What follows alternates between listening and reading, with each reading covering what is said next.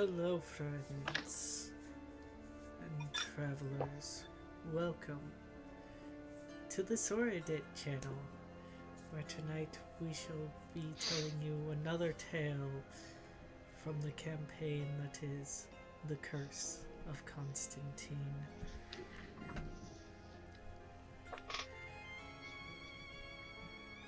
Tonight I am joined by 5 of my wonderful players. Our 6th may be joining us later, they may not. But without further ado, let us go ahead and have everyone introduce themselves. I'll go ahead and start. For those of you that don't know me, I am Soradit. I am tonight's Game Master, Spinner of Tales, and I will also be playing the wonderfully arrogant and not at all an asshole Jaden Corvo. Sorry. Who is a knight in service of hell.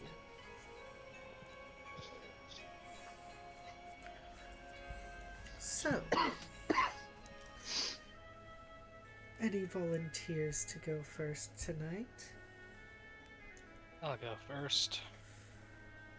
I am Cosmic Lion. I play Antonio, a Tabaxi Bard, and I guess Jaden's pseudo partner for the time being. But yes, I'm in service to the people of my land who I'm trying to free from an evil sultan, and you might see some similarities between him and a certain DreamWorks character. You got it, best buddy. That's it. Killing you both. I am Maximus Wolf. I am playing Kaz Cerberus, a tiefling monk, and he is the son of 2 characters from our previous campaign, and he's the little brother by 5 minutes to his sister Vala.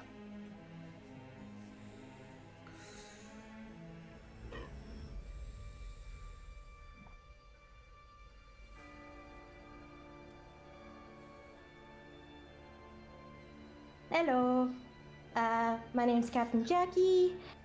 Tonight I will be playing the very, very innocent and lawful good, I believe the only good aligned character in this entire party. But I could be wrong. Who the heck knows? He is, so Oren Ryan is a male blue chromatic dragonborn paladin, who is this party's babysitter. Just like our last one, with the paladin being the babysitter. Now it's my turn, so woohoo! So he doesn't really want to do much, like, in terms of, like, magic and using spells. He'd much rather go with the old ways with being the paladin. And basically what that means is, like bonds and promises and raw strength, rather than, like, magical abilities. Stuff like that. So yeah. Oh, and he's he's technically a prince, but he renounced that. He's like, I don't want to do, like, be royalty whatsoever. But yeah, that's him. Good evening, I am Elfie the Little Fox, and tonight I will be playing Sakura Silverfox. She is a female changeling rogue. She has an interesting little secret. It'll be fun to see how the party reacts when they discover what's really going on. Hi friends, I'm Roll the Misadventures. You can call me Roll, you can call me Misadventures, you can call me RTM. This evening I will be playing Vala Cerberus, the 5-minute older twin of Alistair and Luna. And by far the better of the twins. And the heir to the throne of hell. She might kill her father off. Who knows?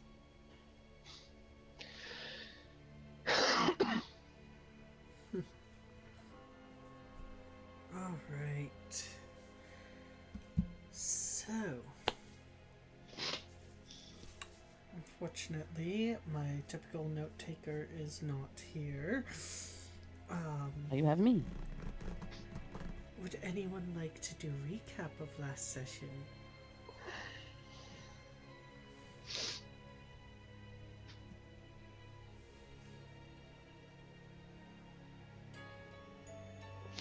Of course, I didn't take any notes last session. Oops. Fuck. I have a pass. Really? What's the pass? I was surprising my brother. Yeah, and you should have taken notes.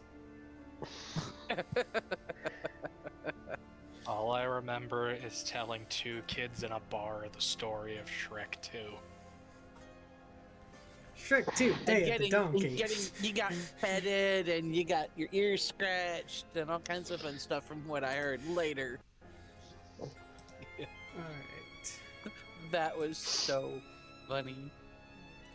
I know we ended session with Orin was about to go to Balthazar. Yes. That's what I remember. Let me pull up the thing. Because apparently y'all fuckers don't take any notes for yourselves. Oh, I'm I sorry. don't even take You notes need for to my take college notes. classes. We're innocent. That's why. Look, why take notes when we have an omnipotent being who's controlling everything? I know, right? Alright. So, What to do with a needle and thread, but anyway. Proceed. Sorry, I'm in a mood now. You can blame Vala and Kaz for that.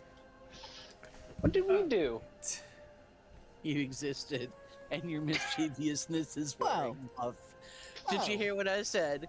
Your mischievousness is wearing off. Be warned. Oh, well then, Vala and Sakura get along great. We'll see how she does with Kaz.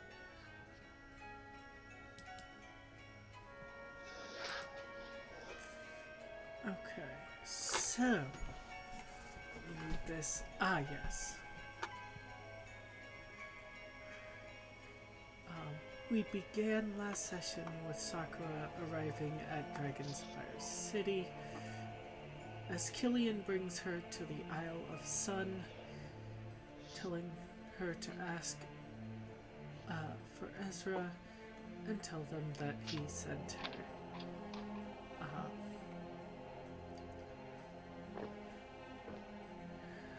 At which point Ezra gathers the rest of you and sets you out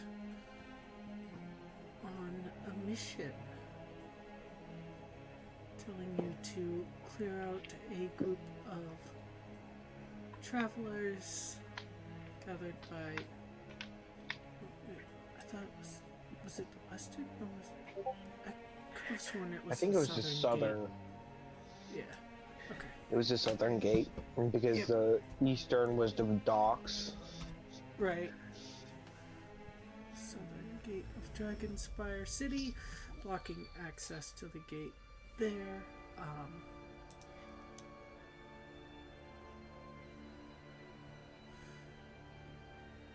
So,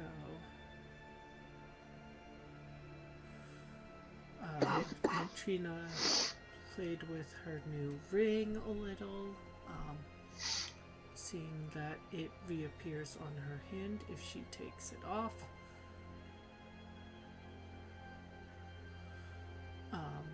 Vala and Jaden have a little heart-to-heart. Forced heart to heart. Forced heart-to-heart.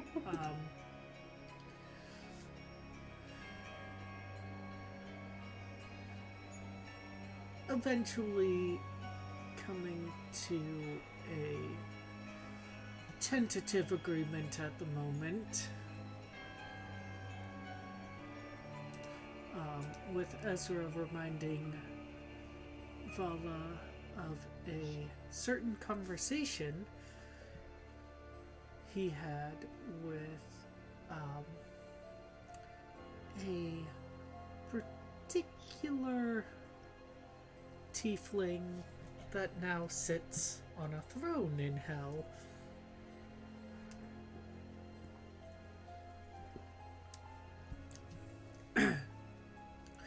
Stating that, what was it? It was here. Ah, yes. At the end of the day, what you may think about a person means nothing till you get to know them underneath the armor. Ezra then decided to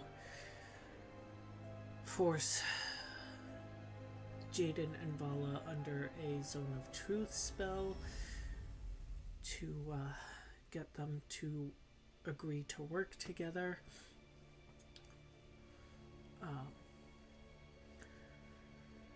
After that, Ezra and Trina have a nice father-daughter moment.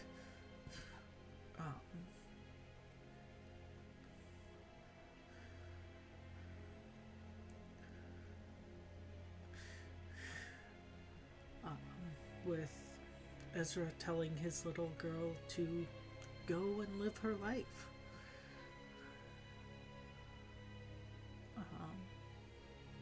Let's see. You guys go to the docks and meet Captain Balthazar, who takes you back to Dragonspire City.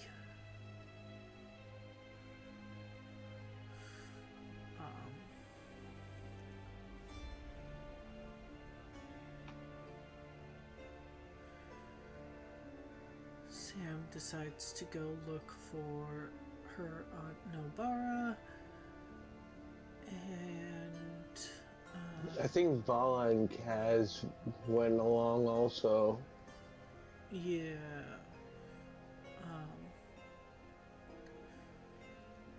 Orin decided to go see Balthazar, and Antonio and Jaden went to the Smiling Fox Inn, owned by Willow and Odrin Winterblade, where Odrin offered free drinks in exchange for Antonio performing, and Jaden learned that what Ezra had said about the travelers by the South Gate was true, and Antonio got to interact with two very small drow children named Oceana and Wolfthorn.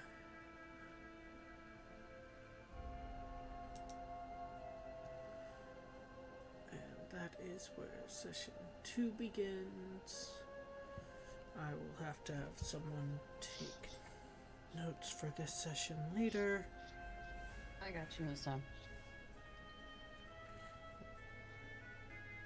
Oh, session 2? I don't have session 2. I have session 3. Oh no, this is technically session 2 because when we started after session 0, that was... I'm not counting that as a full session in my notes. So Yeah, I'm so counting this this is one as officially 2. Oh. So them leaving was session 1. Gotcha. Yes, them leaving Castle Constantine was session 1.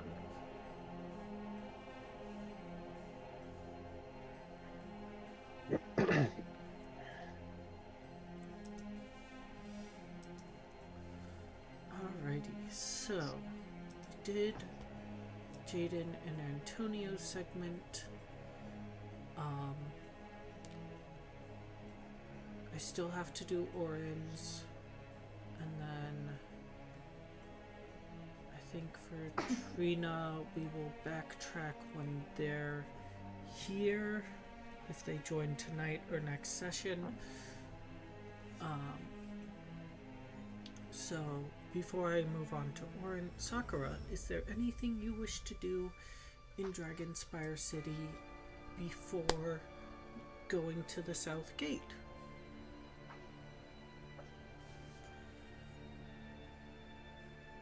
Nothing that I can think of offhand. Okay. Alrighty. So, Probably at this point got a hood up, just kind of trying to stay low profile and not draw extra attention to herself.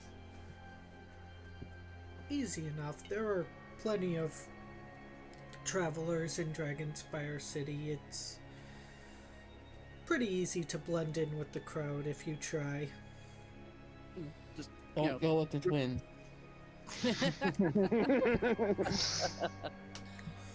just as long as she's been fleeing from the warlords, she's still trying to get used to the fact that she's actually somewhere that, at least for the moment, she can breathe.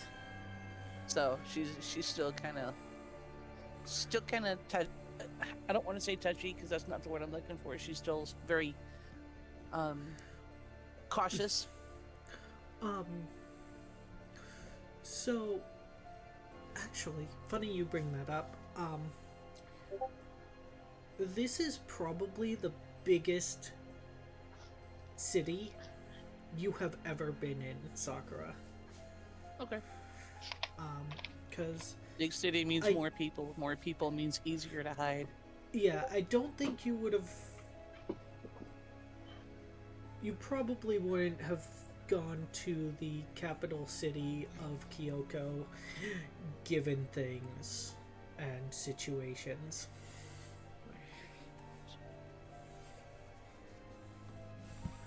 Your headphones. Then use yours. Reconnect them. Alright, so Orin, we will start with you Yay. tonight. So you are headed over to the shopping district.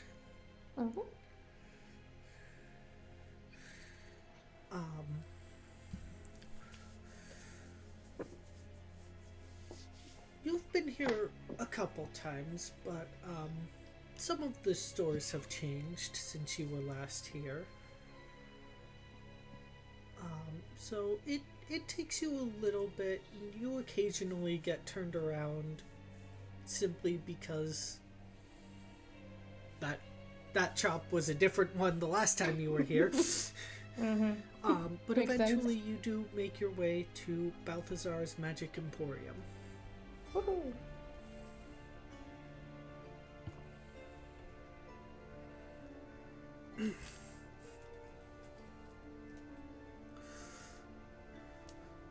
Hello, what can I do for?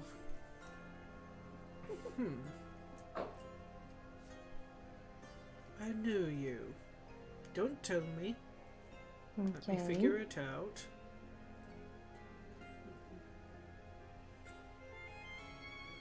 And the amethyst dragonborn comes out from behind the counter, starts looking you over.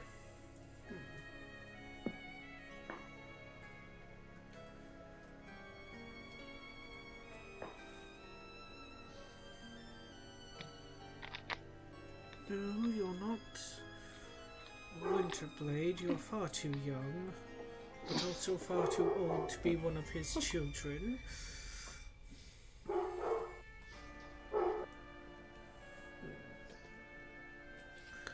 Plus, I don't think that pointed ears produce scales these days, though you never know for sure.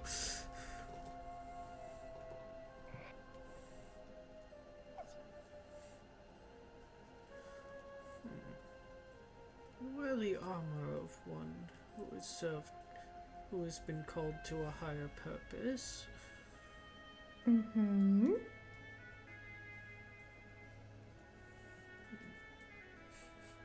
He kind of sniffs around you. Just the faintest hint of sulfur, but also nature. And a little bit of magic mixed in there. Ah, I have it now. You are a Rayan. That is true. Orin, That if is I true am not indeed. mistaken.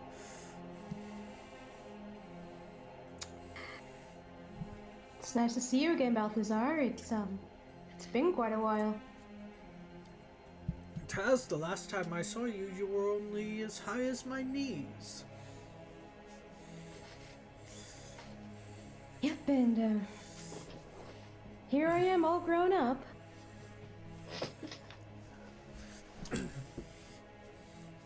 So, what can I do for you today?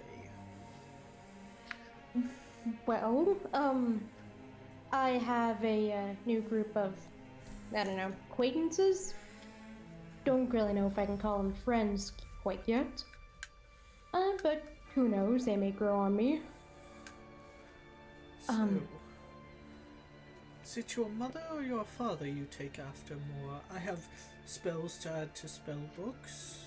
I have research on demons if you need to know what it is you've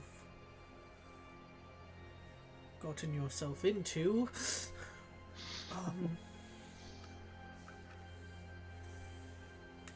I think I kind of take after more of my dad, surprisingly enough. Oh, spell book then. Not really, just his personality I kind of take after, but I Oh. don't really want to do kind of spells or anything yet. I'd much rather do like raw strength or kind of that stuff. We're going to this land called what? You do not know that yet. All Yeah, you I'm know just like- is that you have been tasked to clear a group out from the southern gate. That's why I took that's why I'm like he's kind of paused and I'm like he doesn't know for certain. He's like I don't think they back in character. I'm like we're going somewhere. We're supposed to go to the southern gate or something, wherever that is. Who knows? But Well, you see the sun. It rises in the east, so if you put that on your left and go forward... Or, sorry, no. If you put that on your right and walk forward, you shall arrive at the southern gate. gotcha. See, I get easily turned around. So, yeah. But do you have any kind of things or? Because I'm trying to do the old ways of being a paladin. So like honor and power, like raw strength and bonds. Do you have anything that can help with that sort of thing? Well, it's been quite a while since I had a follower of the old ways. Not since your uncle put his sword behind the counter and opened up that tavern. I might have one or two relics lying around somewhere. Okay.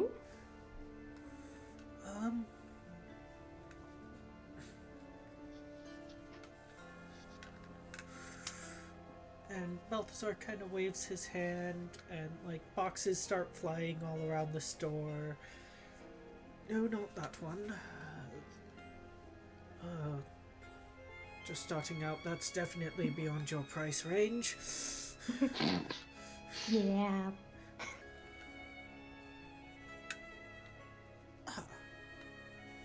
This might be something.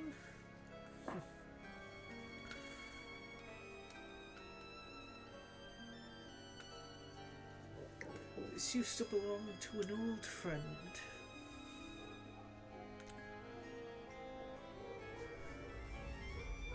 Okay.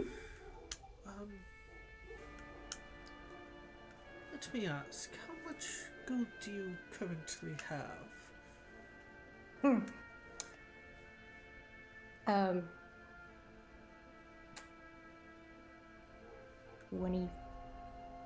25?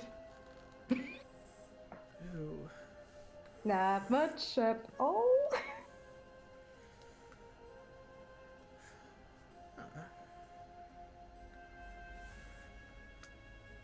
well, I don't think I have any magical items that cheap, even with the friends and family discount, I'm afraid. That's okay. But, and he goes over to one of his many bookshelves, and make me a perception check, Orin. Ooh, okay. Perception. Woohoo! Ooh! Dirty 20. Okay. So most of his other bookshelves are various accounts of magical theory, catalogs of various different creatures. You see Fizbin's Treasury of Dragons, Volo's Guide to Monsters.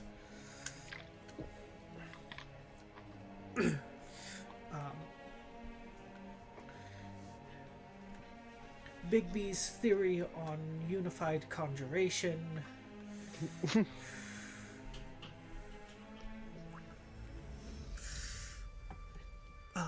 But the shelf that Balthazar goes to, you notice these are more religious texts.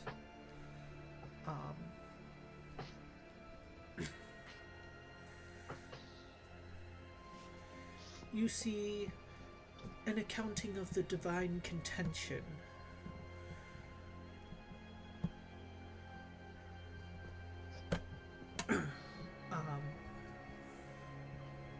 The paragon of virtue, the tenets of the crown,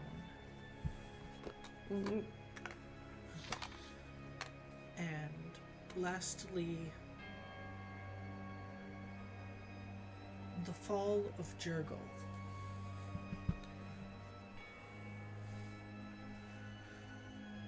And he stops for a moment.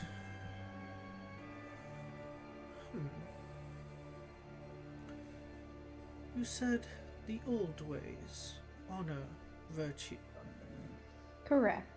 strength of will. Mm-hmm. And he grabs a copy of the Tenets of the Crown, written in Draconic. Perfect. Woohoo!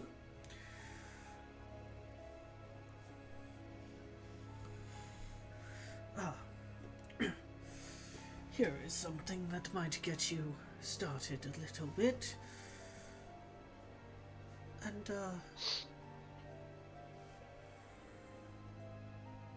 where was it you said you were going? The Southern Gate? Yeah.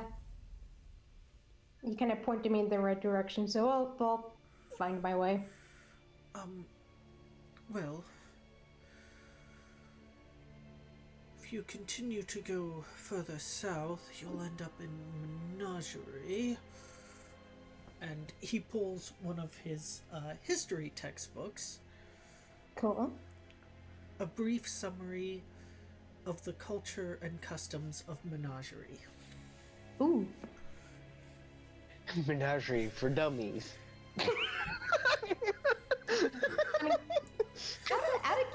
Out of character, Oren's dumb stat is intelligence, so he is. I'm sorry, I had to drop that. Unfortunately, I don't have a copy of this one in Draconic. I only have Common. That's okay.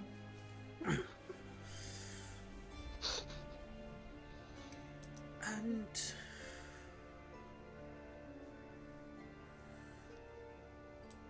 have you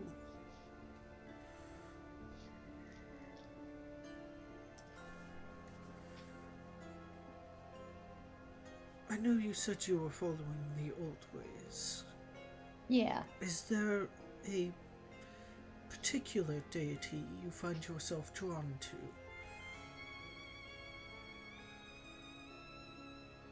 I haven't really looked into that yet.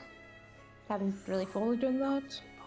All I know is I wanted to not be a wizard like my dad and not be a warlock like my mom. No, thank you. Well, magic comes in many shapes and forms.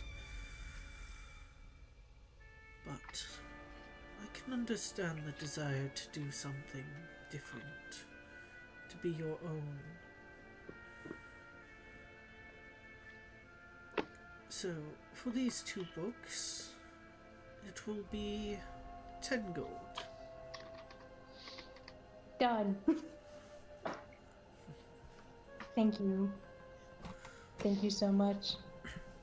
You are quite welcome. And let me write that down. What were the names of the books again? So I know. A brief summary of the culture and customs of menagerie. And Menagerie for the dummies.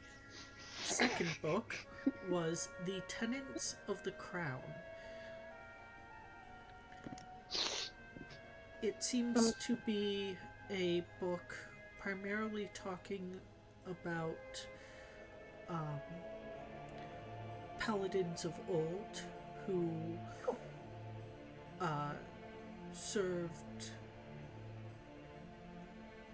who swore an oath to uphold the letter of the law. Cool.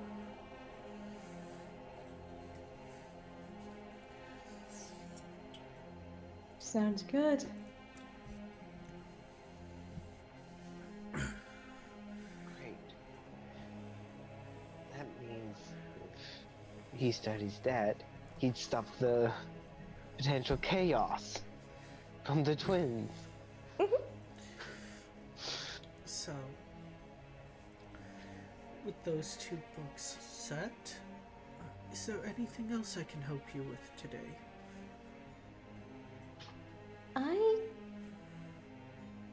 I think I'm good. These books will come in handy. I'll definitely get to reading these when I can. But thank you so much. You are welcome. And should you or any of your friends need potions or anything of the like, my friend Azeron at Azeron's Cauldron is a wonderful, wonderful alchemist. Okay. Well,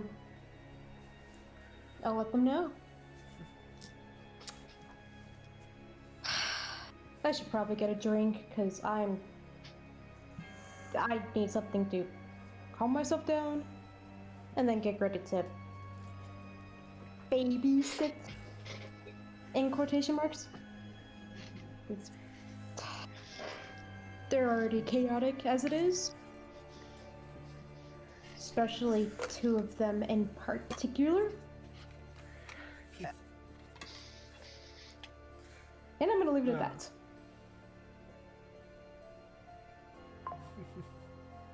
So, I will see you later. I'm off to the tavern. Very well. Do enjoy your time here, Orin. Always a pleasure seeing you. Likewise. Yeah, so he's gonna go to the tavern before they go to the Southern Gate. I assuming you're also going to the Smiling Fox? Mm-hmm. Alright.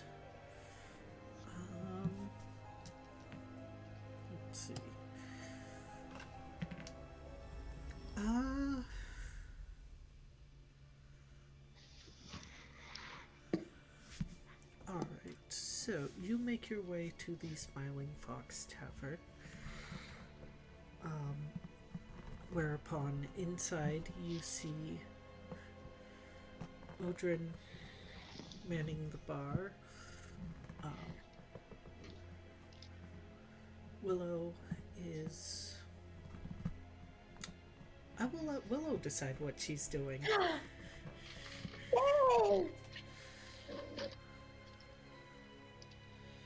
Probably working back in the kitchen would be my idea. That and making sure the children aren't causing too much chaos among the guests. Currently, Oceana and Wolfthorn are sitting over by the stage area, looking up wide-eyed at a tabaxi bard that you recognize as Antonio Oren, telling them a fascinating story. Meanwhile, Jaden is around... let's see.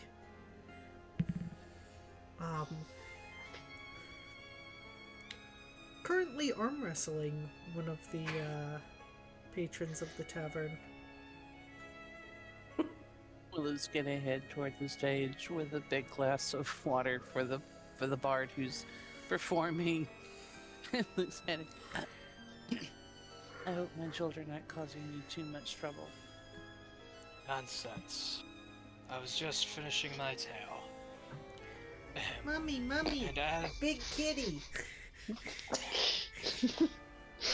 and as me and the druid finished our musical number, a giant dragon came down from the skies, and with her came many dragon donkey hybrid children. Dragons, were you scared? Nonsense. The dragon itself, no. Those children, on the other hand, were vicious. Out of character, which one was calling him a big kitty? I'm gonna say Wolfthorn was. Wolfthorn, he is a tabaxi, not a big kitty. But I know what he looks like, but he's what they call a tabaxi.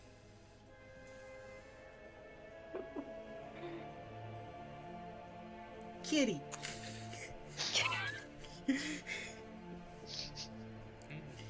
This reminds me of another tale of a world of monsters and a little human girl that accidentally made her way into their world through a magic door.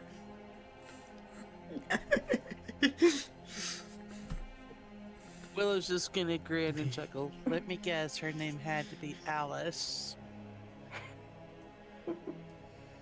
They never learned her real name in this tale. They did call her Boo. Oh God! Wrong magic door.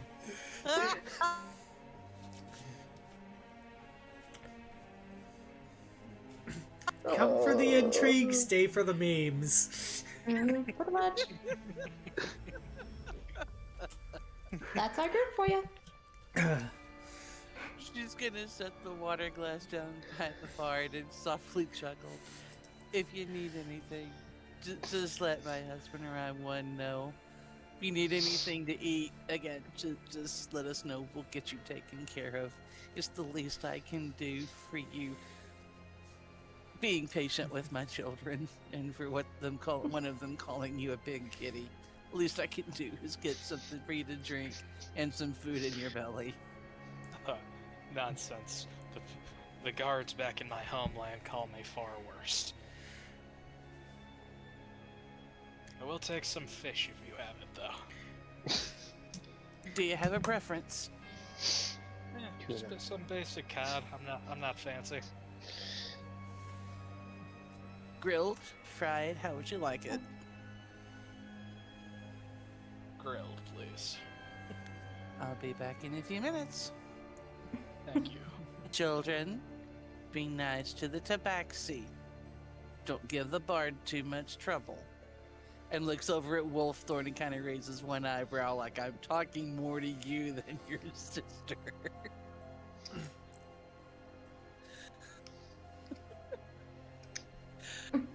She heads back to go get the fish ready for Antonio.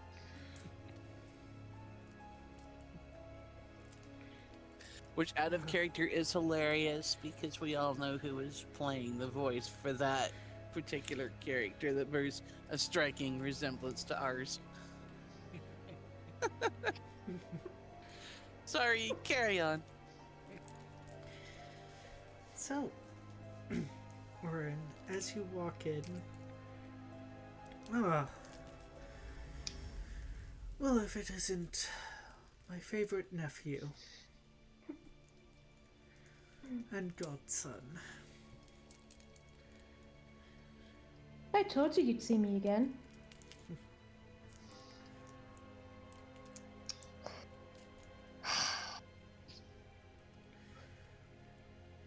He's gonna sort of make his way over to the bar. So, Gonna poke her head out. Was that Orin I just heard walk in? yes, honey. Hi, Auntie. Hi. Or Godmother. Hi.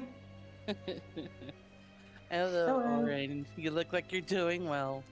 Let me get this fish taken care of for the tabaxi and I'll be back in a minute. Okay. Sounds good.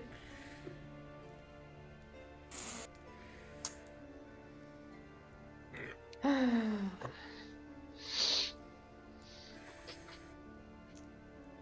trust your meeting with your other uncle was good. It was. Until I kind of met my new, acquaintances. Don't really know if they're friends yet. We shall see. Who the heck knows?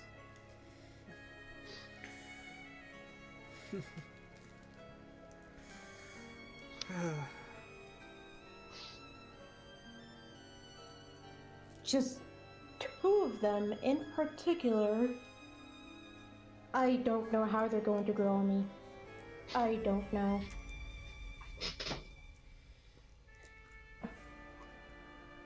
Hello, dear. Our godson is having a Sam and Alistair problem.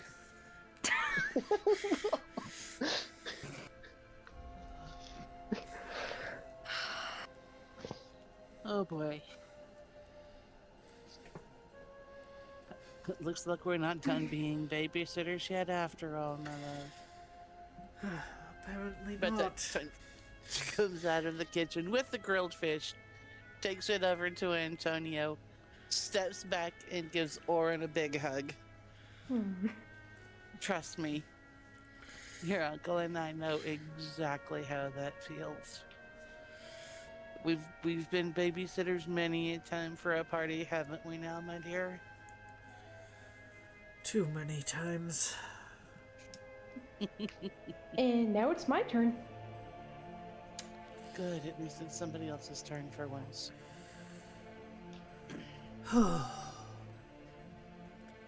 Nothing against our old companions, but glad it's somebody else's job now. Yeah, but Auntie, I know, you don't really know this. I don't know if you've been told, but, I want nothing to do with my parents. Nothing. What did they get themselves into now? Well, let's just say that I'm technically a prince, and I don't want to be a prince. At all. My mom tried to, force me to become a warlock with a particular what's it called? Patron. Yeah. And her patron. I wonder who that could have been. And she just kind of shakes her head. So I've been having some second thoughts because her patron's kids are two of my party members. Well, you know the twins well. Trust me, I get your concern. There are godchildren. I just want to say, Antonio's listening on this, just see him taking notes and saying, "You cannot write this stuff. This will make a great ballad."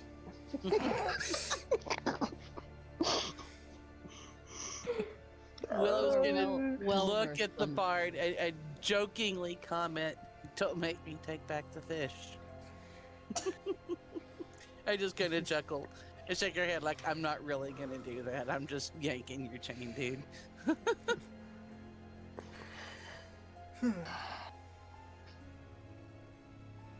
Practically raised the twins, Willow.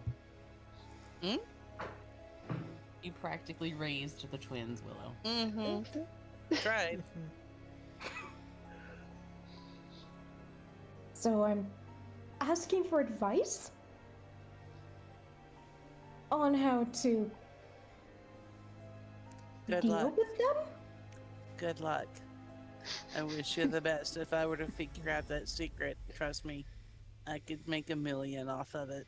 Unfortunately, I haven't quite solved that mystery yet.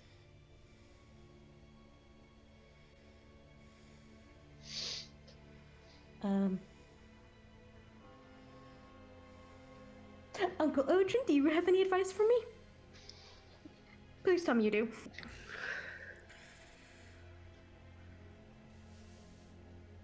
You think if I had an easy answer, I would be running a tavern? This is the easy answer compared to adventuring with the Chaos Brigade. Very, very true, my love. Oh, by the way, I had some fresh strawberries brought in today. Shall I bring you some, darling? And just grins.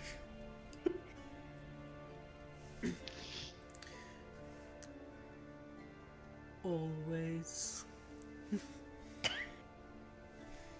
With or without cream this time. She's trying really hard not to blush and starting to fail miserably.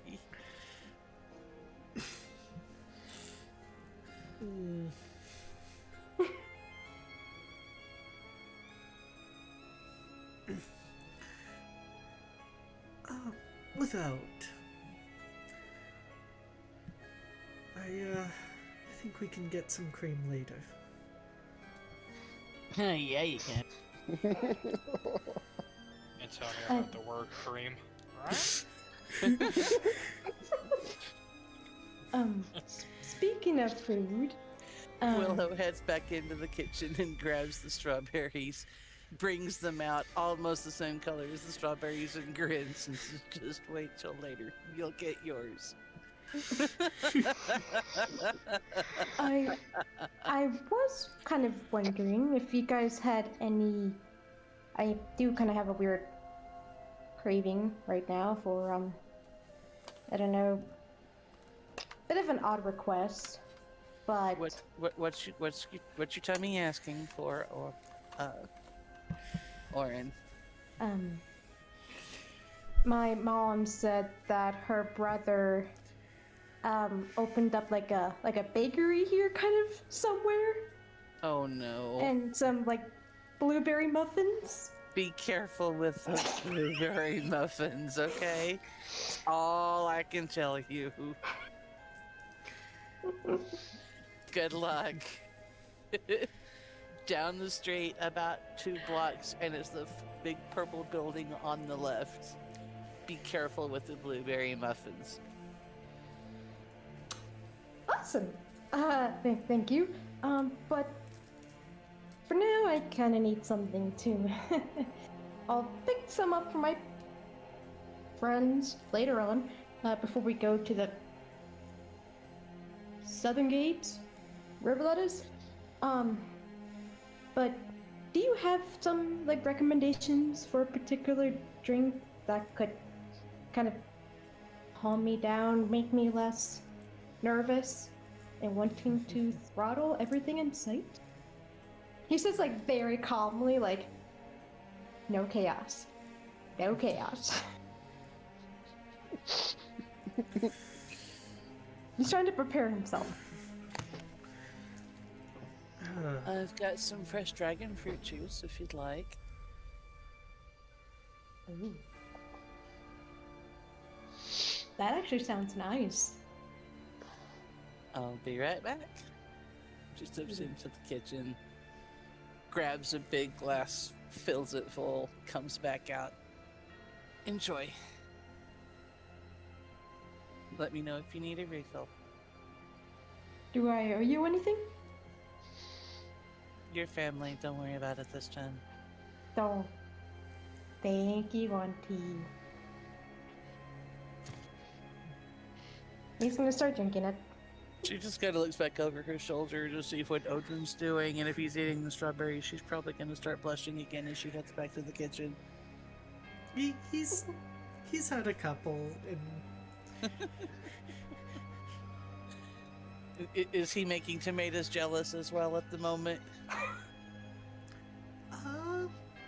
yes, he is. Gotta love that red-faced paladin. He's awesome.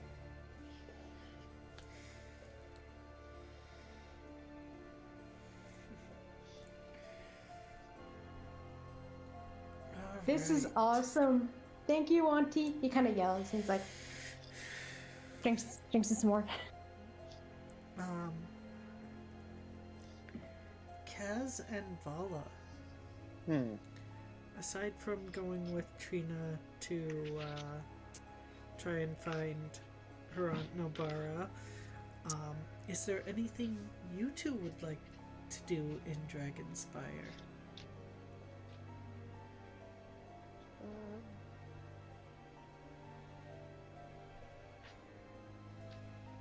Any supplies you want to get? Random passerbys you want to ask for rumors?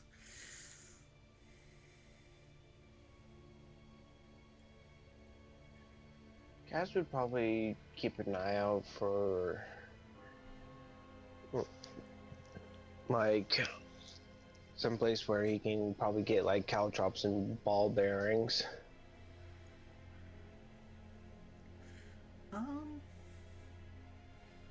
Yeah, there's a couple blacksmiths. Okay.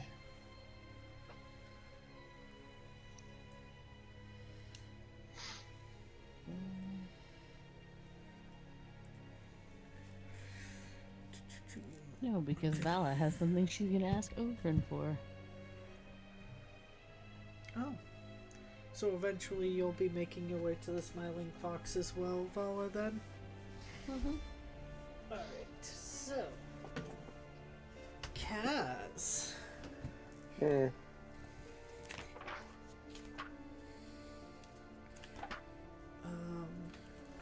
on, let me find the page.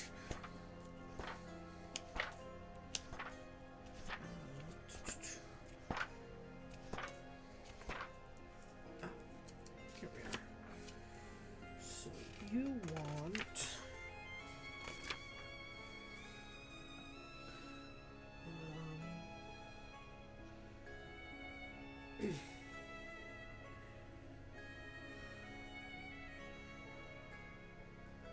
Okay. So, you find... what am I gonna name this?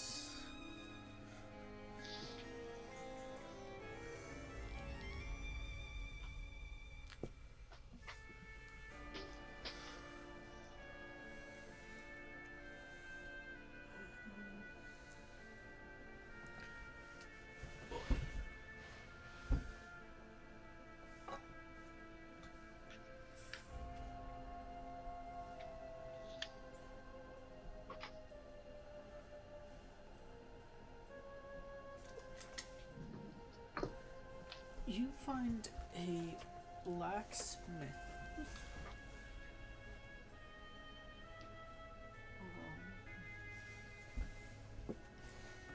called the Mythal Forge.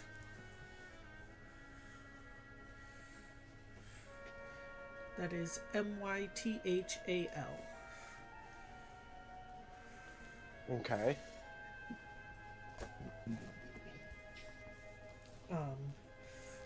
Working the currently working on a sword at the anvil is a Dwargar of about what did I make him?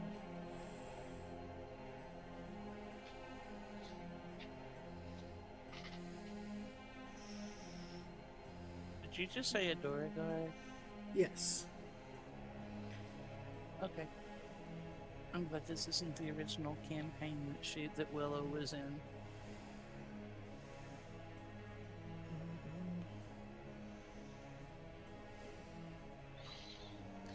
Because at one time she was terrified of them too, for reasons.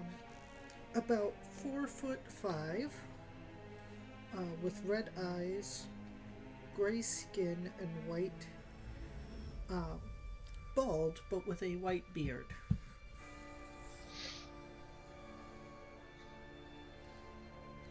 Okay.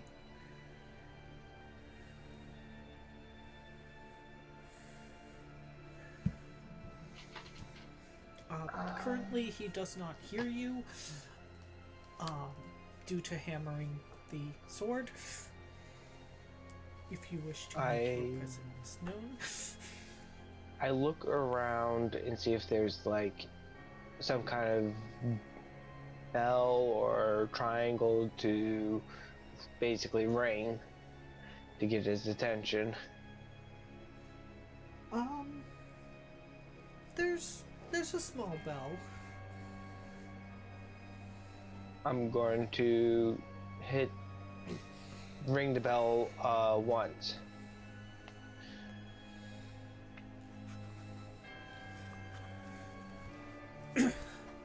I hear you, laddie.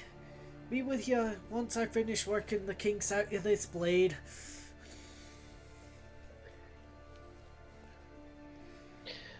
You might be able to answer my question as you work. Do you by chance have any caltrops? Caltrops? Why?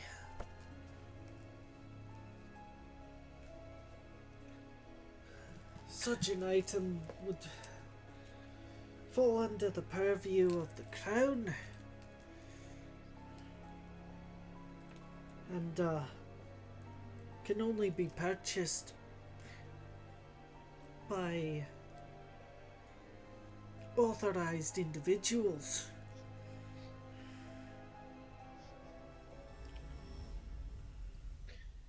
I was planning on using them in, like, basically a defensive strategy against incoming attackers on my camp with my colleagues.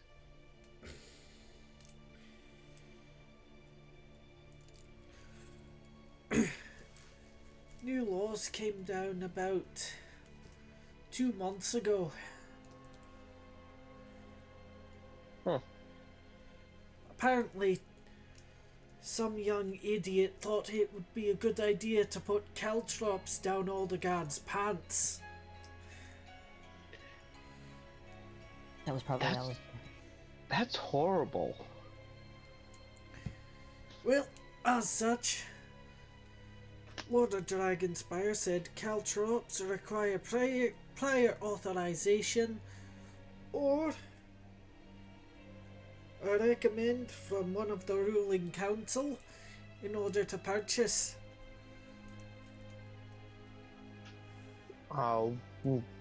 Would you have ball bearings instead then?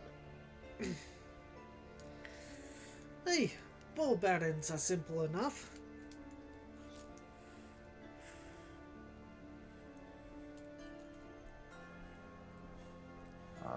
Alright. How much for a standard pouch of them? Well, they're not too hard to forge. Just a pain in the arse to make a lot of them. A standard pouch of 1,000 will run you 1 gold. So if I gave you 10 gold, that would be 10,000 ball bearings?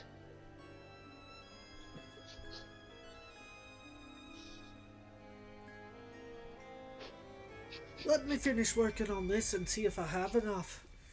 Usually I only keep about 5 bags around. Not many people purchasing them these days. Most just want arms or armor. Well, they are pretty handy in a pinch if you're trying to get away or you're trying to get someone to funnel into a attack vector for your entire group. Very simple trap. He finishes hammering the blade and quenches it in one of the nearby barrels. Kind of examines it.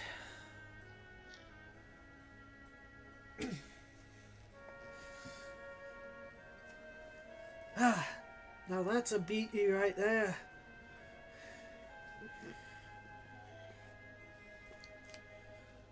May not be as fancy as some elven work, but it'll keep you alive a lot longer. There's nothing wrong with dwarven smiths and their work. Some would say it's even more refined than elven. Alright, suck up. It's his silver tongue, come on! I like you. I like you, lad. What's your name? My name is Kaz Cerberus, son Cerberus? of Alistair and Luna Cerberus, current rulers of the 9 Hells.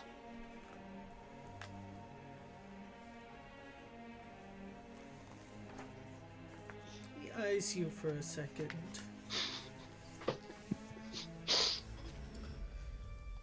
Well, I don't Wait, a know name about drop, any though. of that hell business, but the Cerberuses saved my shop quite a few years back. That was a real dodgy situation there.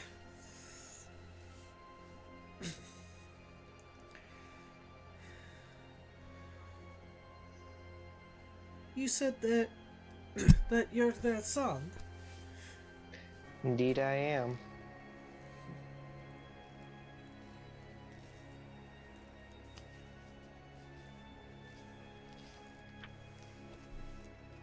Alright. Let me put this butte up in the showroom and we'll see what we can do about those ball bearings and caltrops for you. Follow me. Name's Osdorn, by the way, but you can call me Ozzy. Well, very nice to meet you, Ozzy. And he's going to follow. I hate my life. Oz. I hate my life. Oh, surprise casket smooth talk? No, his fucking NPC. Ozzy leads you into the actual storefront of his smithy. Walks behind the counter. Right, well, you wanted some ball bearings and some caltrops. Would Well- be much appreciated if I could. 1,000 ball bearings is a gold, and then a bag of 20 caltrops will also be a gold. Um, right now I have 5 bags of ball bearings, and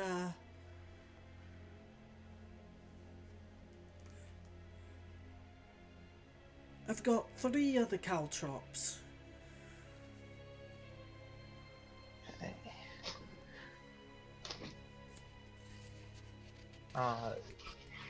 So I will take all of it. So 7 gold altogether. Hey, 7 gold. Alrighty. Sounds good to me.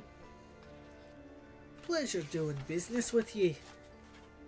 Thank you, and same. I feel the same way.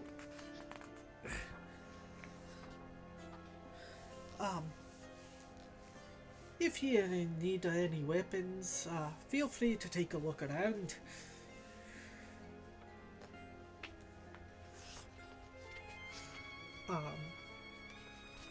There are weapons of almost every variety,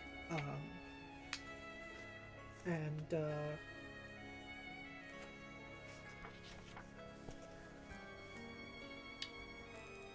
each type of weapon he has like 3 sizes, so like one for like gnomes, halflings, and dwarves, one for like most normal humanoids, and then another that would be more suitable to like half orcs and Goliaths. Okay.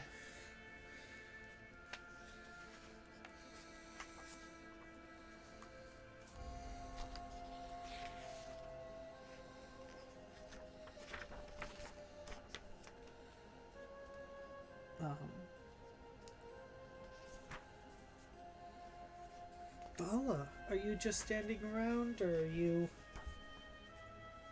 looking at anything? What you doing? No, she was gonna head back to the tavern. Alright. Kaz, there anything else you want from the blacksmith? Mm-mm. Alright. Are you heading with Vala to the tavern? Yep. Okay.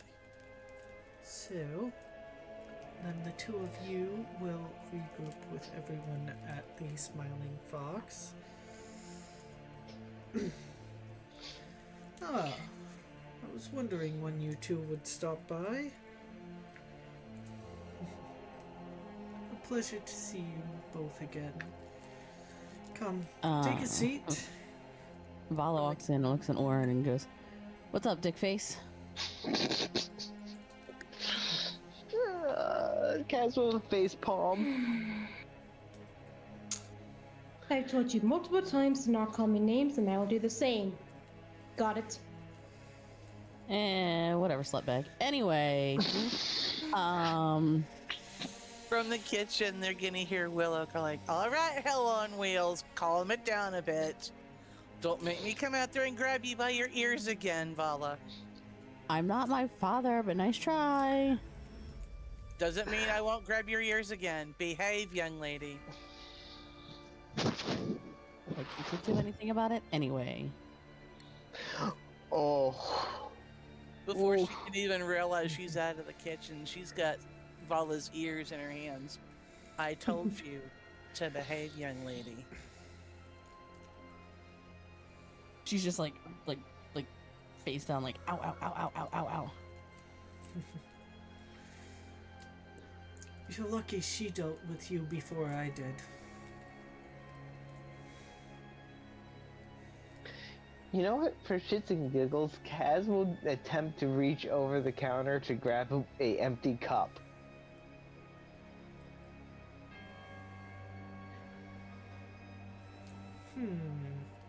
Make me a sleight of hand check, Kaz. Do we have an understanding, Vala? I gotta scroll. There he is. Yeah.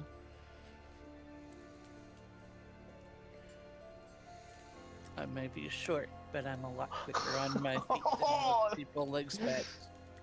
21 for that sleight of hand, by the way, Sora. Not enough. Odrin sees your hand move, and just as your hands are about to cross over the bar, you just hear thunk as a dagger appears right next to your hand. I was was just about to say, reaching for please. a cup. Yes, that's why you ask first. I was just like rubbing her ears, like I can't believe my dad liked this.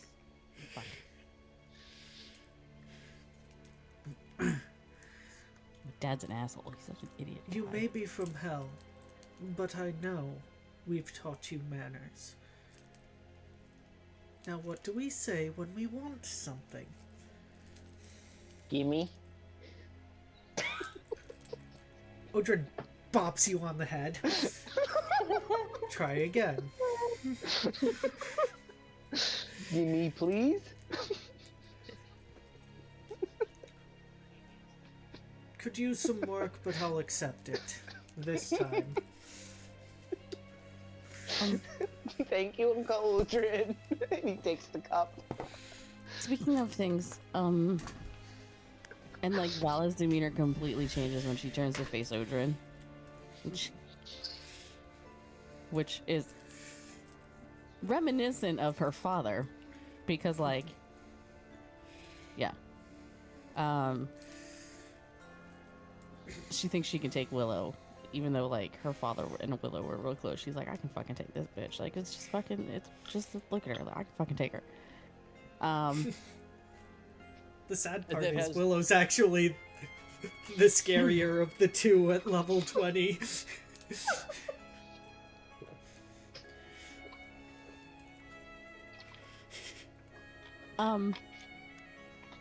So, Uncle, can we talk in privately, please? I mean, Aunt Willow can be there too. That's fine.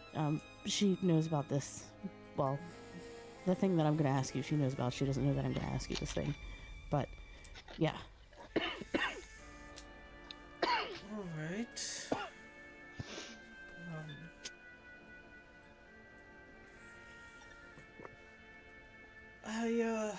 I think I could use your help in the wine cellar for a moment. Drinking? Vala, No. Oh. don't push it.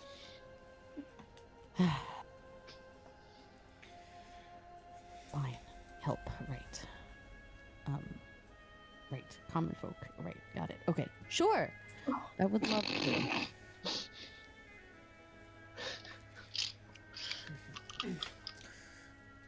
I'll be back, darling. Unless you want to join and I can leave,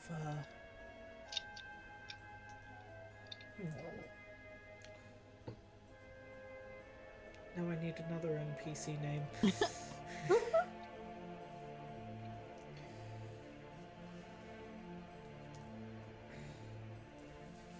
For grins and giggles, we'll name him Ender. Oh, I can leave, if you want to come, I can leave Ender in charge of the tavern for the time being. I think he can handle himself pretty well. Ender, we'll be back, but, you have the tavern until we return. You got it, boss.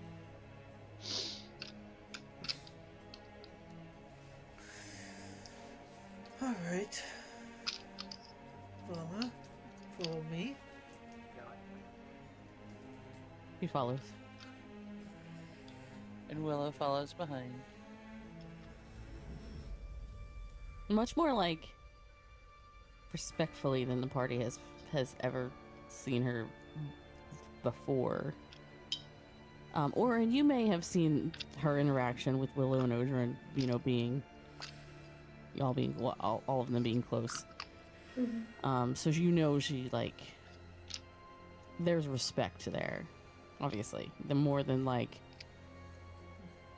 she doesn't respect a lot of people, obviously, but she respects these two much more than just like they are her godparents. Like these are two people that not only raised her, but like both of her parents spoke very highly of. Gotcha. Alright. So as you head down, Antonio, Orin, and Kaz, how close attention are you paying to the other patrons of the tavern? Good bard knows Pretty- to observe the crowd during his performance. Yeah, Kaz would probably be paying attention as well. Alright, Orin? Same with Orin as well. Alright, can I get a quick perception check from all of you? Ooh, 19. 12. All right, Orin. He's more focused on his strength than anything else right now.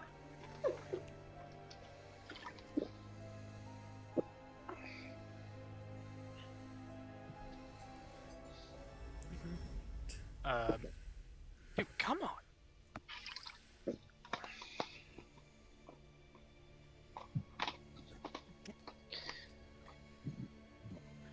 Sorry, my freaking cat's just lounging across my desk right now. Aww.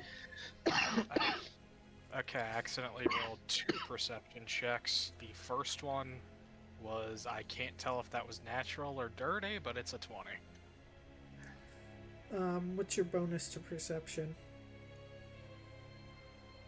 It's +3. He got a 17. It's a dirty 20. It's a dirty. Gotcha. Okay. All I had to do was click on it. Mm-hmm. My apologies, guys. I will be back in 2 minutes. Loki, what are you doing, guy? It's not that late. Alright. So, Antonio, you are going to notice... Kaz, what did you get again? 19. Okay, Kaz, you are not going to notice. Yeah. Bro, really? Yep. Stop knocking the shit off my... I should probably mute myself. It's all good. You're fine. So, Antonio, you will notice Jaden, like, he's moving... words. Sorry. Jaden is trying his best to surreptitiously move towards the wine cellar. Which he's doing surprisingly well for a man in armor.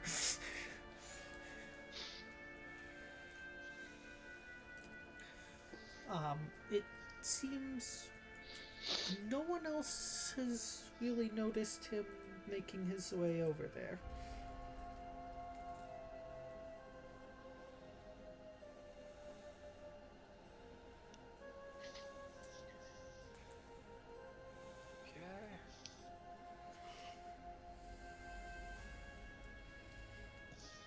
Whether you wish to draw attention to it or not is up to you. I would like to make a very specific distraction and sneak over to where he is. So, alright. You want to create a distraction.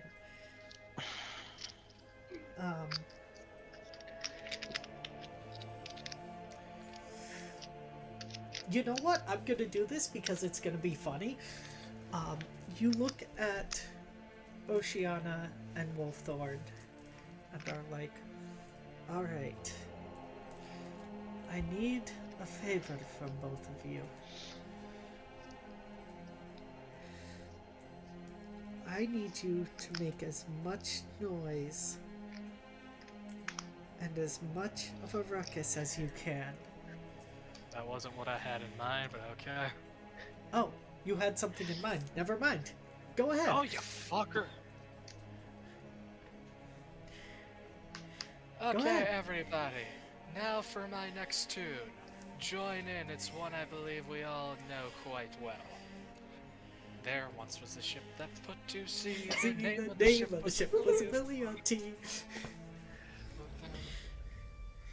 all the patrons of the One bar. day the start kitty men singing. come to bring us sugar and tasty nums. One day. Why do I suddenly feel like I should start singing the Rickroll one? No. Yeah, I do that, and all the patrons of the bar start singing and performing the entire thing. Oh yeah, because you've got a lot of sailors in here. Oh, my freaking You are very good. For shits and grins, make me a performance check. By the way, Orin is doing his very best to ignore everything right now. He's like, nope, don't want anything to do with this chaos. He's just like, That's no thanks. unfortunate. That's an 11. Well, it wasn't a high DC. It takes a little bit longer than you were initially hoping for everyone to join in and sort of, you know, be distracted enough for you to slip away, but you are able to do it.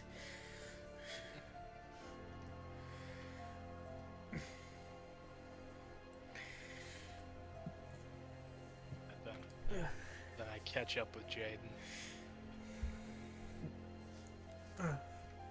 Well, I wasn't expecting you to join me here, but I just want to make sure that our friends aren't, that our new ally isn't doing anything that's going to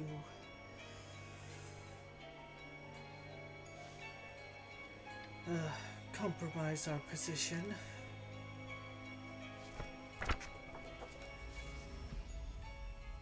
How so? I don't know these people, and if she starts asking the wrong questions about me or where I come from, it could cause quite a few problems later down the line. Out of character, who is he asking about at the moment? Jaden. Okay.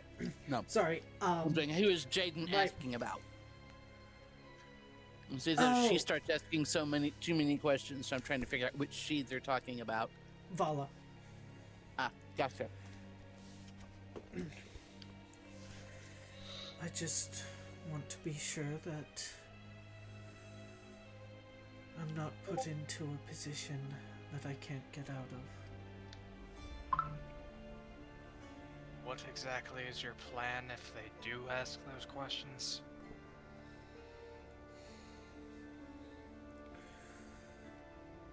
Haven't gotten that far yet. Look.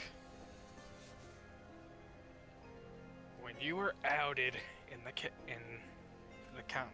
palace or whatever, in front of the Constantines, I didn't ask questions about exactly what your motives were when it comes to my kingdom and the Sultan. But right now, I need to ask you not to fuck up my chances of freeing my people.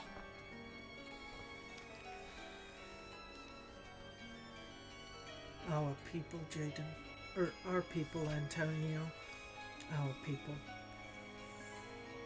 You're not the only one who's made a home in Menagerie.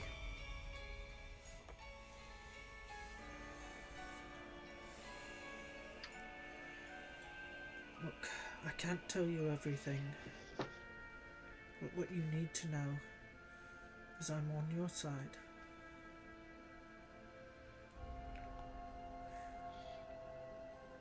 And I've been looking so long for people like you.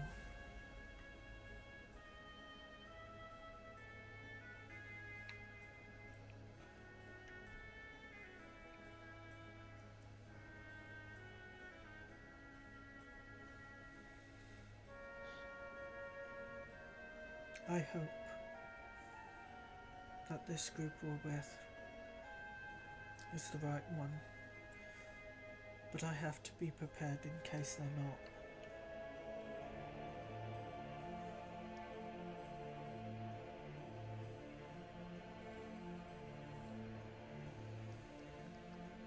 Look,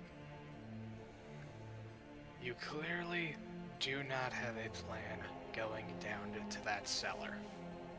A cellar where if they do talk about something that could expose you, and you do act on it, you will be outnumbered. And based on the form of those bar patrons and the fact that they put those twins in their place like a couple of whipped dogs, you will be outmatched. Look, I never said I was going to do anything about it today. I just need to know if I do need to do something later down the line.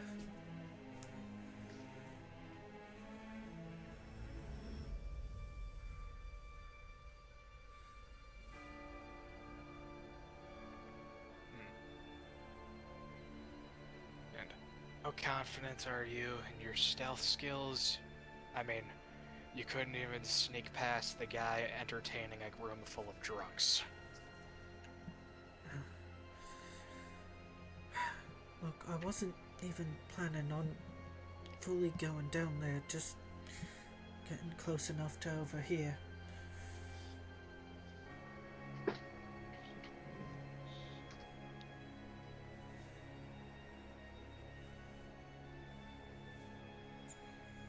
Alright then. Based on what we've been through thus far, I will trust you with this. I will trust you not to get caught, and I will trust you not to do anything stupid. Thank you. I know I've been asking a lot of you lately, but when the time comes, I'll tell you everything.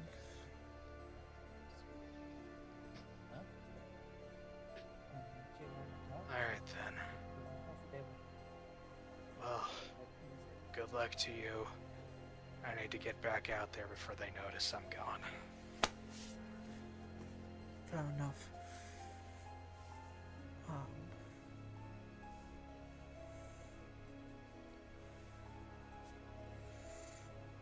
Alright, I need to roll that for him.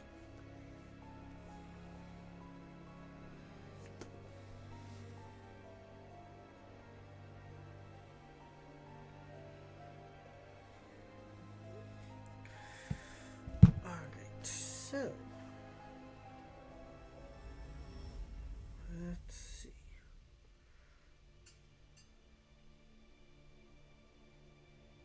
Well, I don't think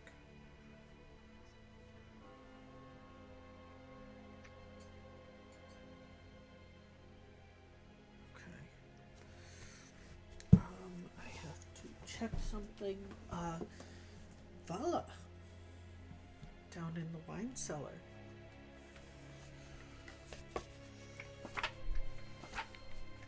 We turn our attention to you, my friend.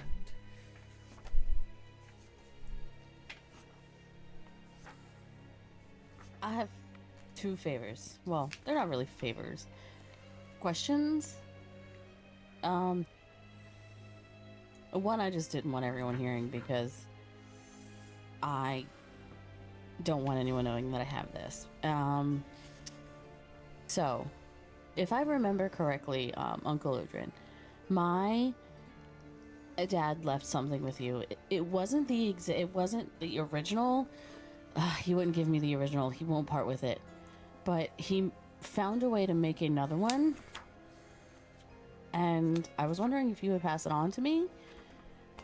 Because I think it would be maybe useful in travels. I mean, it helped Dad a lot. Plus, he said it was fun to play with for you two, which I really didn't need to know about. But anyway, it was a small copper ball that when you said a word, it expanded and would grapple, basically hold the person in it in place. I believe he called it manners. And, you think I'm just going to give you something like that because you batted your eyelashes? Oh no, I know you better than that.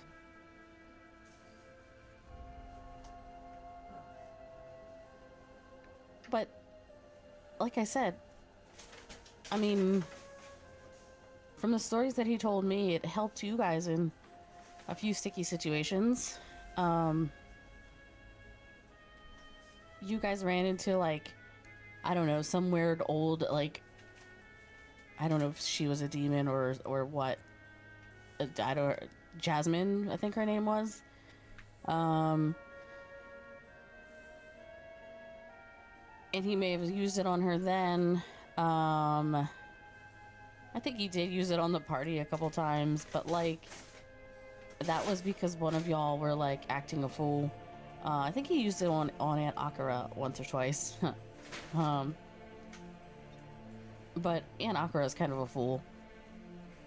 I don't know why she would allow Dad to be her patron. Of course, from what I hear, that wasn't actually like allowed per se. She kind of fell into that because of a deal that she made. She wasn't the brightest cookie in the box, was she?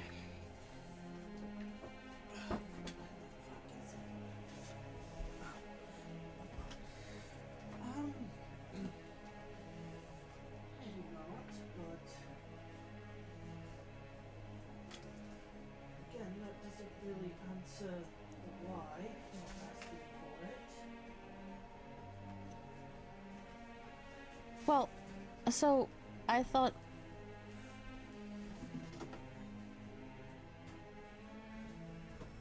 protection for the party. It might be good. Protection for the party.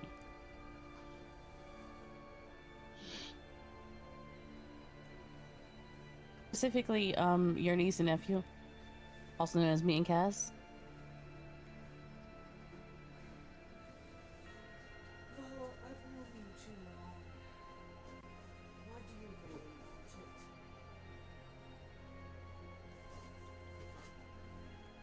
Oh, look, I can't talk about this out loud. Do you have like, I don't know, Dad had like a message spell or like, something like that?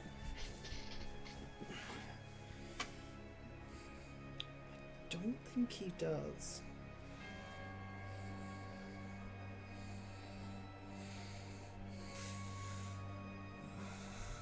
Is there a room that's like soundproof that we could go? I own a tavern.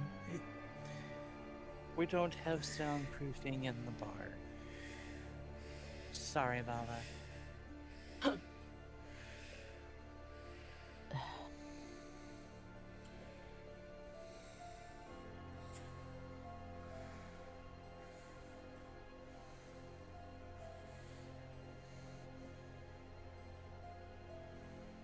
All right. Well, and she's gonna like go. I don't know how big the wine cellar is, but she's gonna walk towards the back corner of the wine cellar, and like motion for them to follow.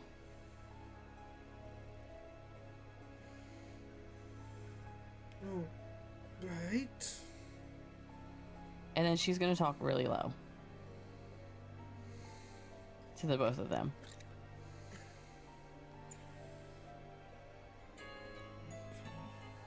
So there may be someone in my party that I don't 100% trust. I mean, even less than Orin. And you know how I don't trust that idiot. Not a very nice way to talk about your brother.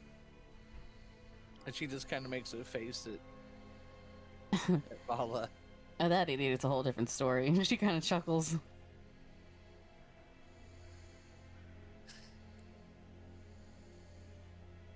Which one is the one you suspect? The one that was arm wrestling in your bar. Hmm.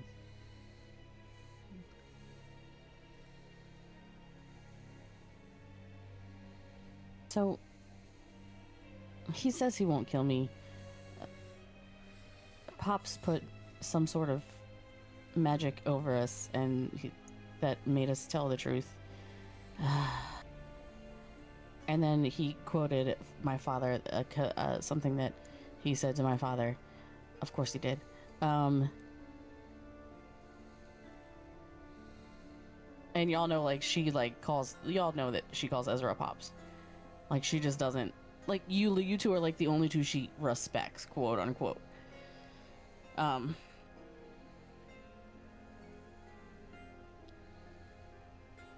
he said he wouldn't, but he's a part of this a group that we all thought that was basically dead in the Nine Hells. And by dead, I mean, like, vanished, vanquished, whatever you want to call it, not around. They basically... Anyway, so I fear that, like...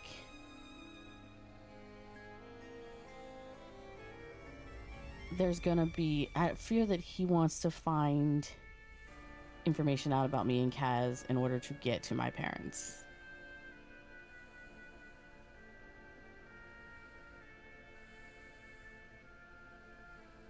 Called, the group name that player forgot. The Knights of something.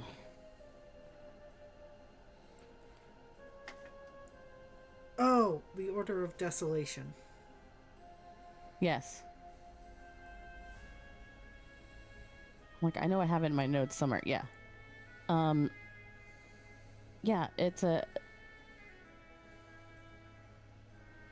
mostly overlords and very old sinners that knew about them. It's an order of knights, called the Order of Death's Desolation.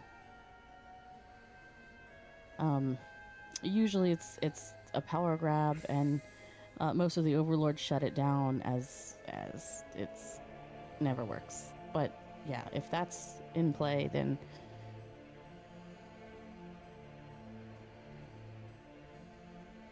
feel like my parents are in trouble.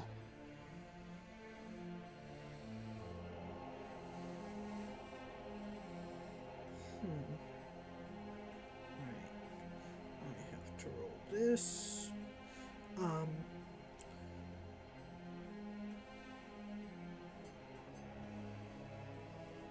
Let's see if he knows.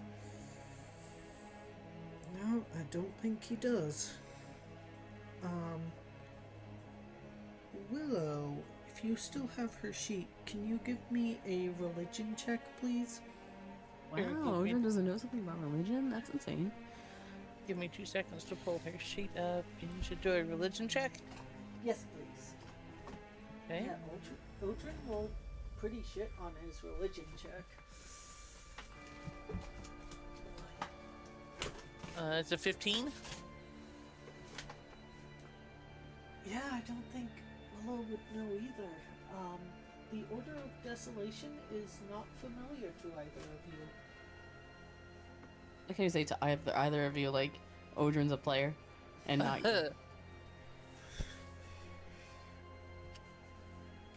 But listen. Okay, so I'm the used drow to- don't know everything. It's okay. Life is not gonna end. Don't tell Alistair. Yeah, don't tell Alistair. He'll never. let Al would have a Odin field day. down. Tell Alistair what? I didn't hear anything. Ugh. Totally wreck his vision of Willow.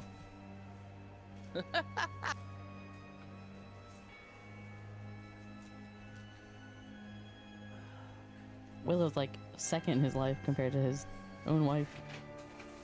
And that's pretty. His wife is. Yep. I won't go there.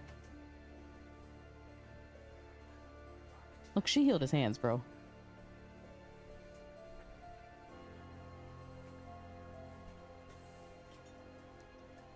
Even his dad couldn't manage that. Anyway.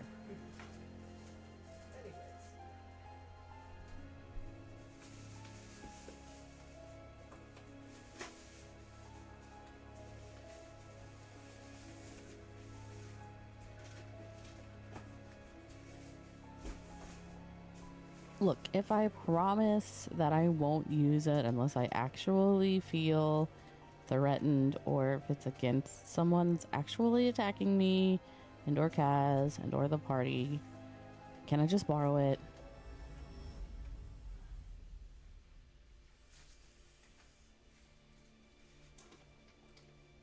You know there's like 2 people I don't lie to in this entire universe. My parents included. I sometimes lie to them. Don't tell them.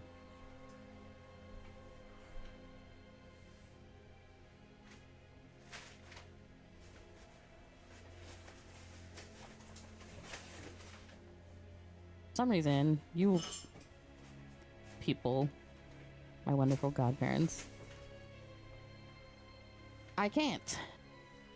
Guess that I got my father's genes in that. Look, normally, you know I wouldn't mind helping you out, but unfortunately,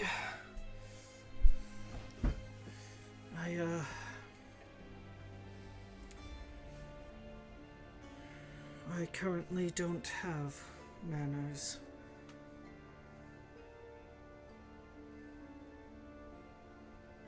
Well, you gave it away?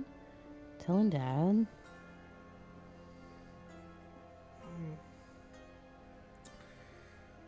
Well, one of our friends needed to borrow them and haven't returned them yet.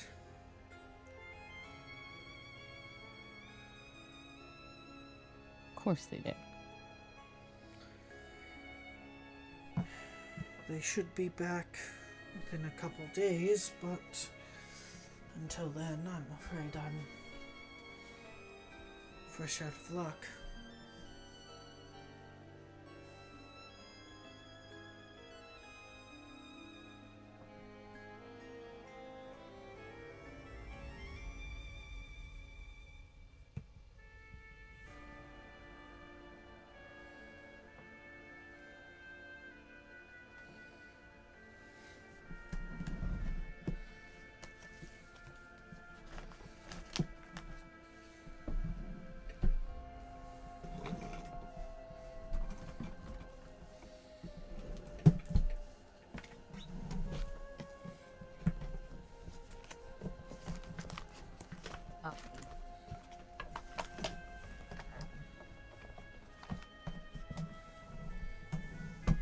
Great. So what do we do until then? Just not speak to the rest of the Arkham group?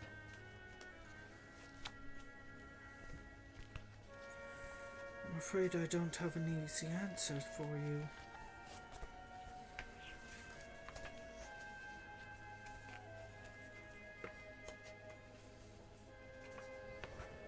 Wonderful.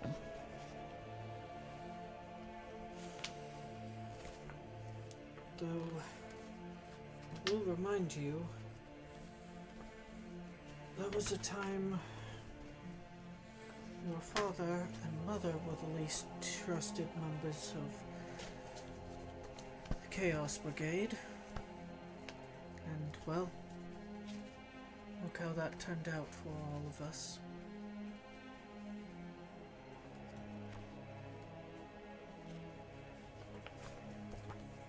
Yeah, you realize that he wanted to kill your wife, right? Like, that's why he was, like, he possessed you. Like, that...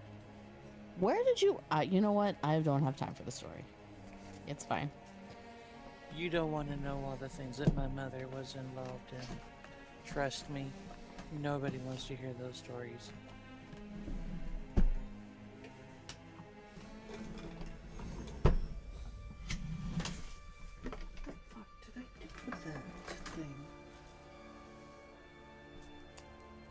how that's gonna bug me later.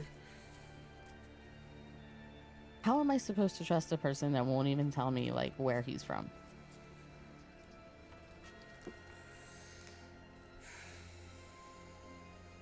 And why he's doing what he's doing? In a group Well, that... you know, he could be looking out for you. He could be trying to keep you and Kaz safe. Sometimes not knowing can be a good thing.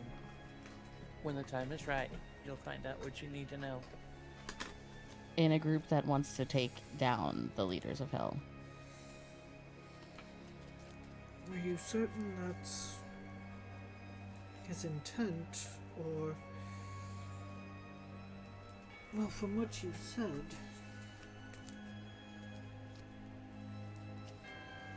it may not be quite as simple as they want to take the leaders of hell down. Things are rarely black and white in this world.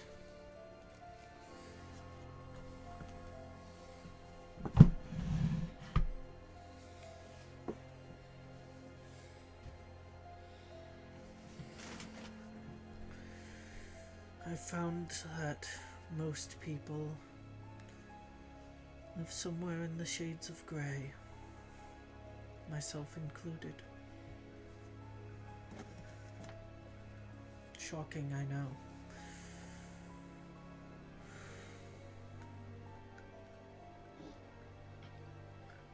Oh, I don't know. Things are always black and white as it seems.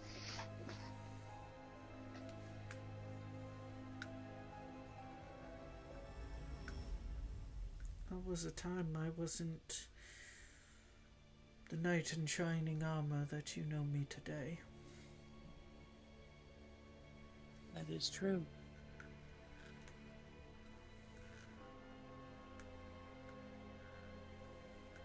Just...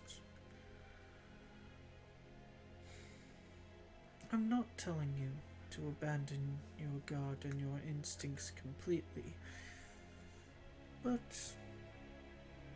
give him a chance. He might prove you wrong. Right. And Kaz is going to be the next ruler of hell. Of course. But of course, if I'm wrong,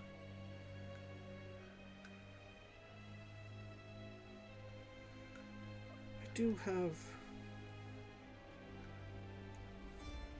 one thing in case of emergencies.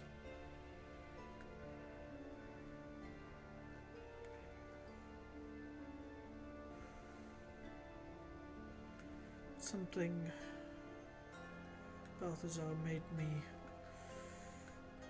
a while ago.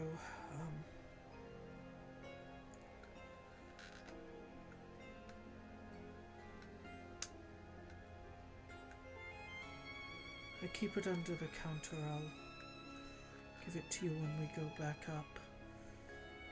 But what was the other thing you wanted to ask me?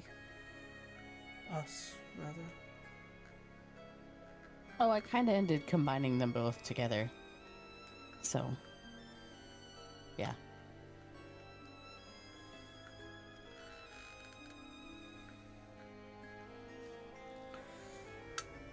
Seems you unfortunately didn't know a lot about what the compatriot was anyway. So, which is fine. I mean, I don't. Well, again, 900 years is quite a long time, so unless you're in hell and actually, like, have learned about it, sure that it's not a huge thing on the mortal plane.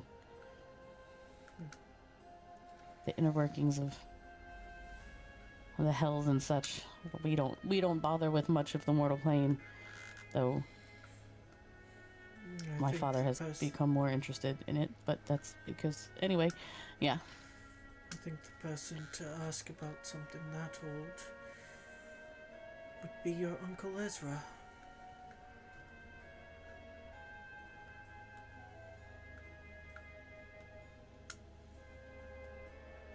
And we tolerate each other I don't think that, especially since I'm dating his daughter, and he just found out. Huh. Vala, I hate to break it to you. We all knew.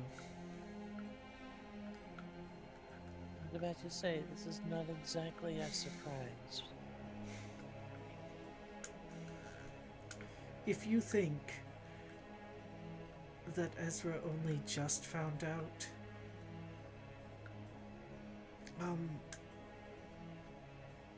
you might want to work on being a little more subtle in the future.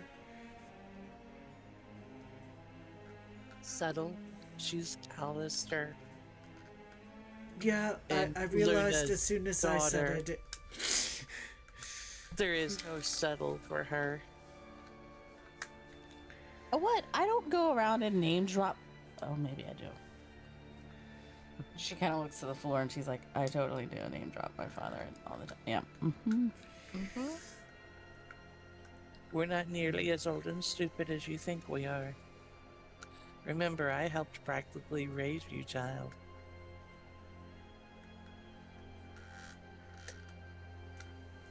And she's half smirking at her at this point as she calls her child. Because she knows it's probably going to get on her nerves. But at the same time, she knows Vala well enough to know she's not necessarily going to smart off at Willow at this point either. You just kind of get a light, which you know well, you kind of get a light growl that you have heard many times from Alistair.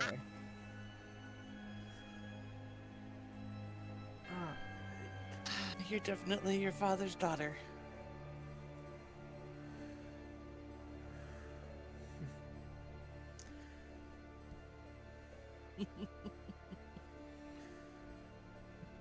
Indeed you are. I'm sorry I couldn't be more help to you. But before people start noticing we've been gone for an awfully long time, let's head back upstairs.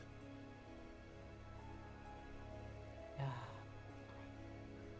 She like grabs a bottle of cheap wine and walks up the stairs. She doesn't even ask. She just grabs one. Vala. What? No. Put it back. But I was gonna pay for it. Like puts it Put back. it And back. walks up the stairs. Alright, so as you come back up the stairs,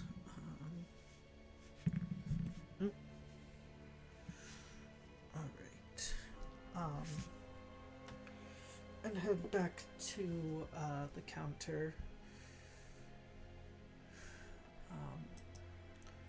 Ender is currently taking orders and running drinks around. He needs to hire a kobold.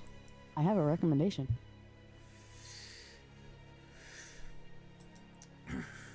Out of character, pretty much everybody in the party is there at this point, right? Yes. Okay. Last but not least, there's going to be a fairly small young woman walks in the door. She's got a black hood on, and she notices other members of the party and kind of slowly starts to walk toward them. But you're going to notice she's kind of cautiously looking around, almost like she's looking over her shoulder. She's nervous about something. Make me a perception check, Sakura. 14 guards in here. Roll for initiative. That's a 19 for a perception check. Okay.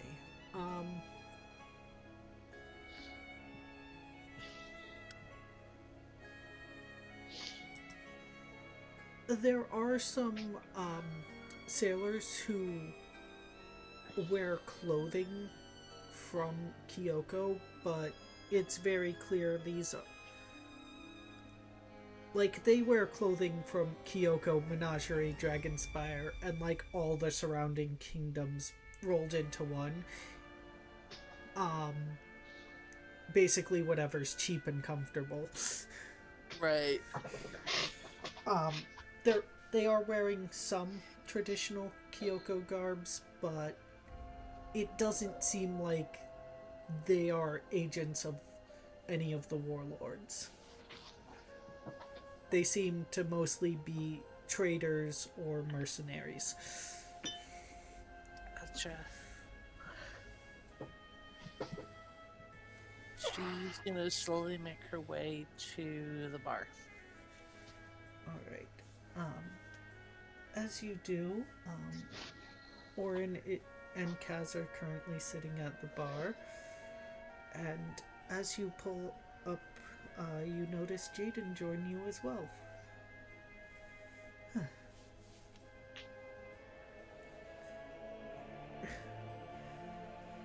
Good afternoon. Afternoon, Sakura. Hello, Jaden. Was wondering when you'd join us. Glad to see you sticking around. For now.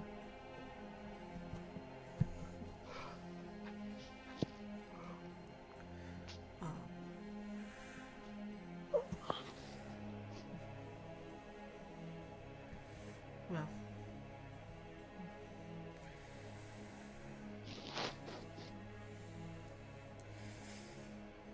Forgive me. Andrew's still taking drinks, or is Odrin back at the bar at this point?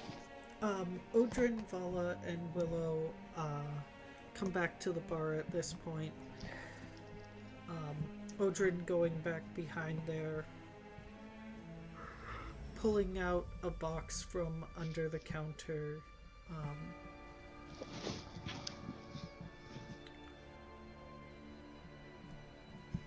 Willow, you would recognize this box. This is Odrin's oh shit box.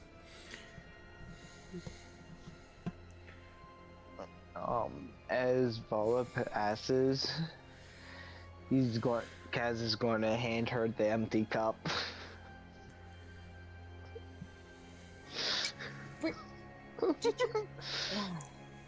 Yes, I anticipated what you were doing. Do I need to clear the bar out, darling? No, it should be fine. And Odrin opens the box. Huh. Interesting. And closes it again. And places it back behind. What did you see? Well, something that's supposed to be in there isn't. She kind of raises an eyebrow like, excuse me?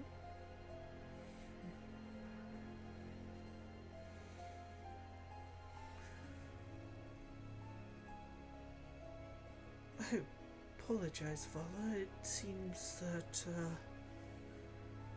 I've been burgled. What's missing?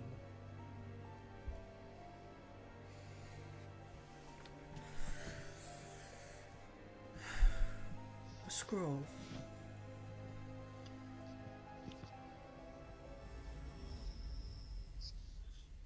Which one?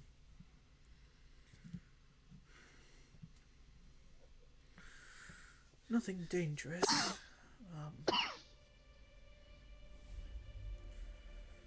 Just a scroll of Revivify.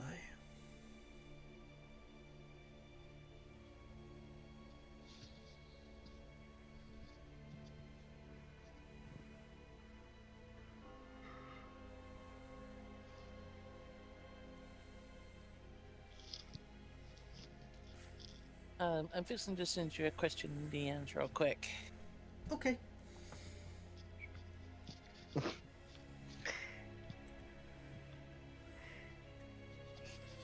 Right.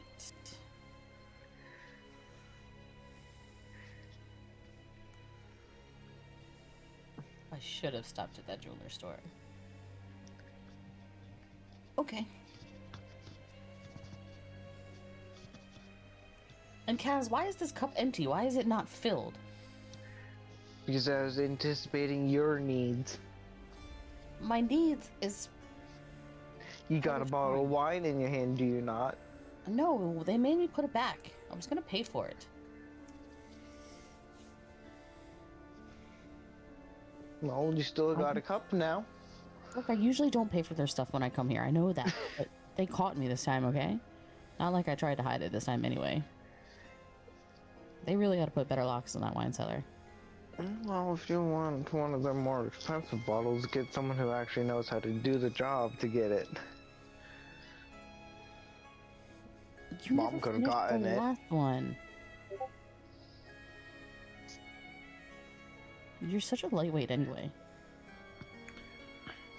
And You he's a can self-centered little bitch.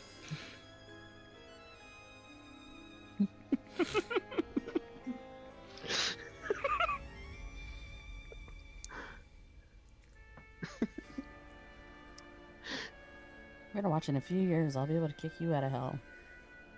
Eh, It's that's not, alright. it's not one of the ones she's proficient at. That's why I'm asking. Oh yeah, you can roll any skill check, or if you would rather your husband try and do it. Yes, please. I don't know what his plus is on that roll. Good question. Oh, that's interesting.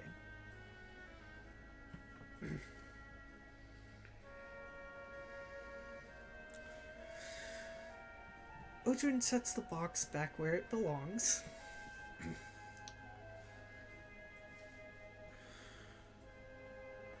Looks over at all of the patrons, most of whom are regulars.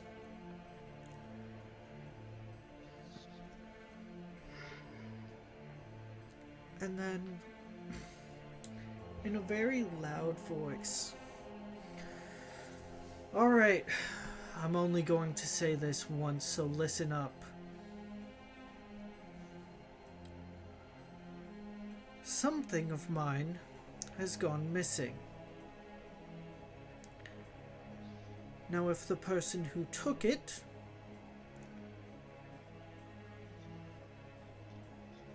comes up to the bar and returns what they took, that will be the end of it.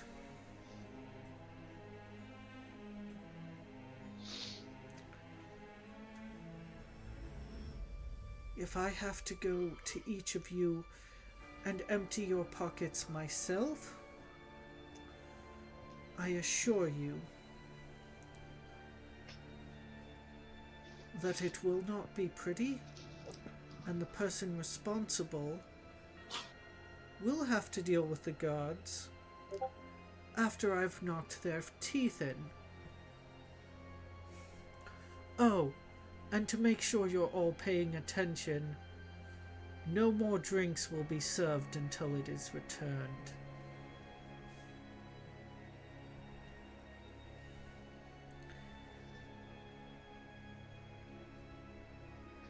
Can I please get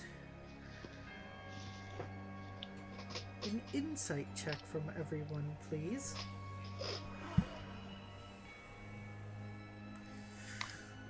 Including Willow? Not 9. including Willow. I was saying, including Paula, who was with him? Yes. Oof. It's unfortunate. Someone got a nat 1. Woo! That's a 23 for Sakura on the insight check. I got a 9.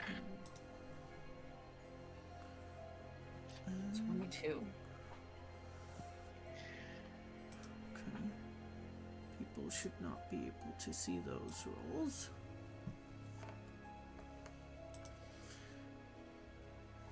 Mhm. 14. I'm just using Jaden to roll for a couple of the patrons. So, ignore the multiple rolls for now. Okay. Wait.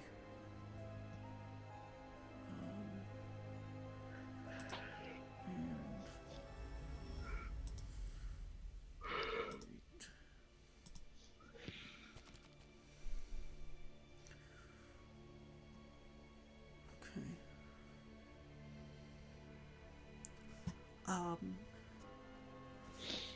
Okay. So, of the party, what did everyone get? We'll start with Orin. 14. Okay. Antonio? 9. 9. Okay. Sakura?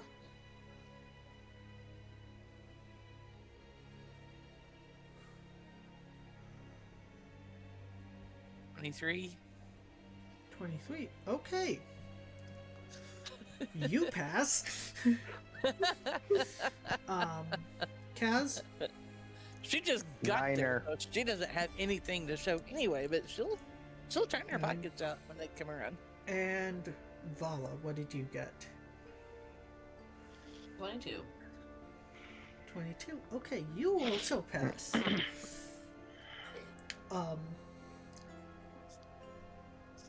So looks like it's just Sakura and Vala pass. The rest of you are considered frightened of Odrin at the moment.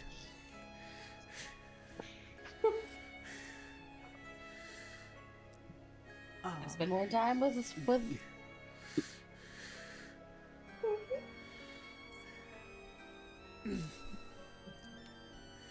Now then.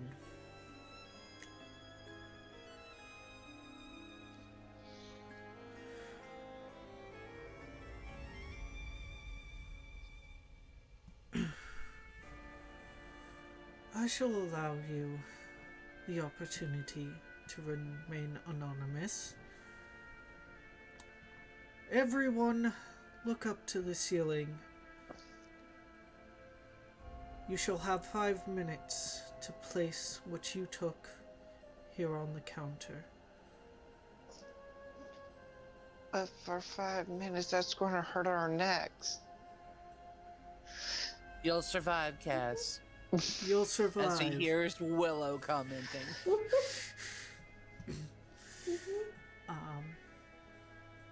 So, all of the bar patrons are like, hands up, looking up. Like, no one wants to challenge Odrin today. No one does. Alright. Now, question. Is anyone trying to be sneaky and sneak a peek? Or are they listening to Odrin and keeping their heads up? Antonio will try to be a sneaky person. Alright. Make me a stealth and then a perception check, please. Okay, stealth. Why am I not seeing the dice? Stealth is a 17. Okay, not bad. And then perception is a 15. Okay. Okay.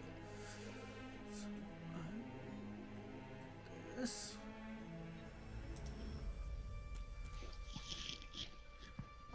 Vala knows better. Same with Orin. Kaz is going to be slightly defiant and keep his eyes closed with his hands over his eyes. Cass. You heard him. I can't see shit right now, he says. He That's clearly not the can't point. see anything. You heard clearly what he said. I don't want to hurt my neck. So. Get over your neck fear and do what you were told, Kaz.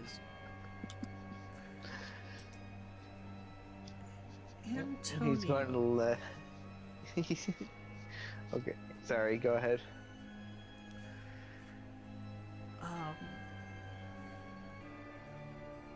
You watch, and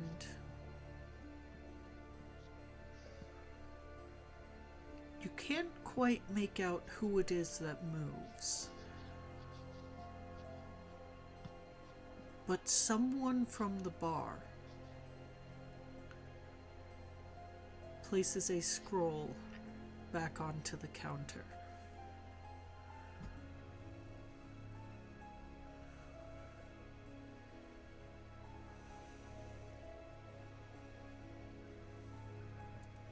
Unfortunately, your perception was just under what you needed to make out exactly who it was.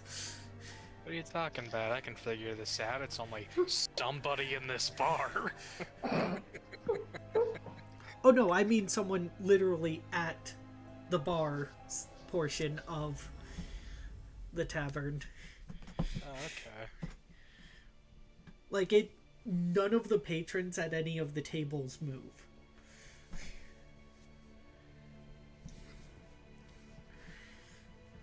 Okay.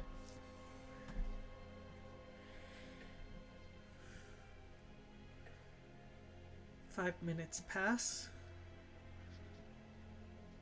Alright, everyone. As you were.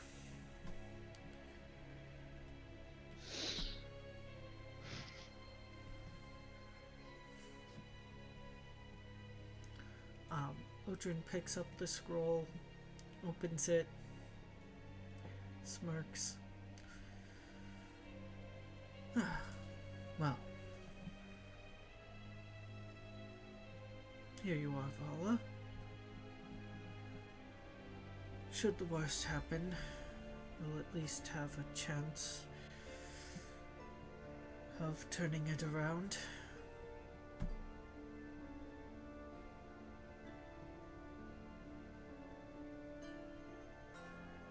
He's gonna take it and like nod to him respectfully. Not like bow, but like, cause like she's sitting now at this point. But A tip of her head. And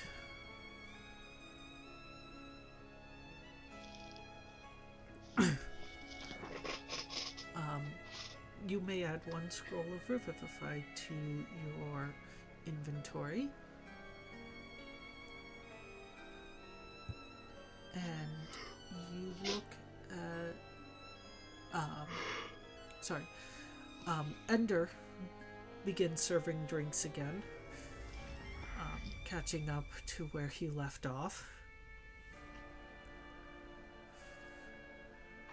And everything, like, it takes a while for everyone to get back to normal, but it eventually does come. In the meantime, Soccer is going to ask if they have dragon's blood. Basically, it's just going to be like a mixed fruit kind of thing. But it's called dragon's blood because of the color. I think I have a barrel or two of that.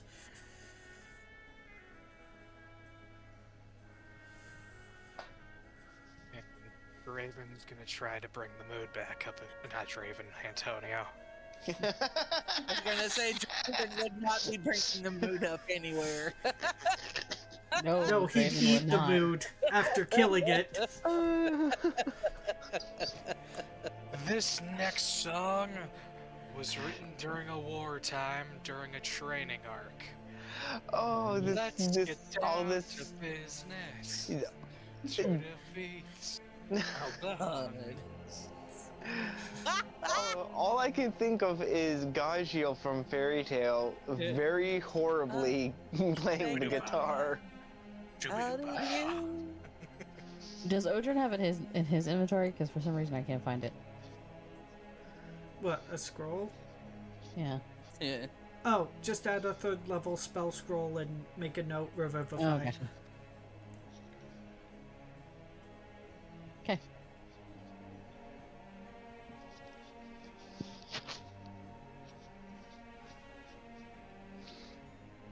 the legacy ones, right? Mm-hmm. Yes.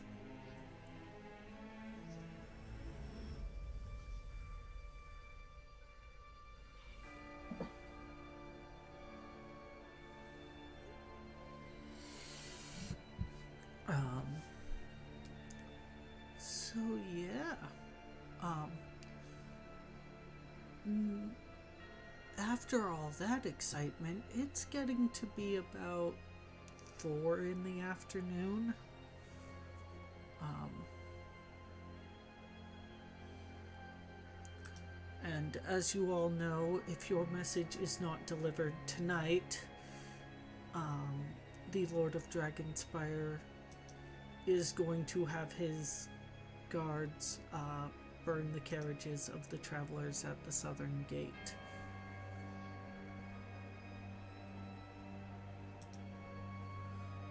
So, what would you all like to do now?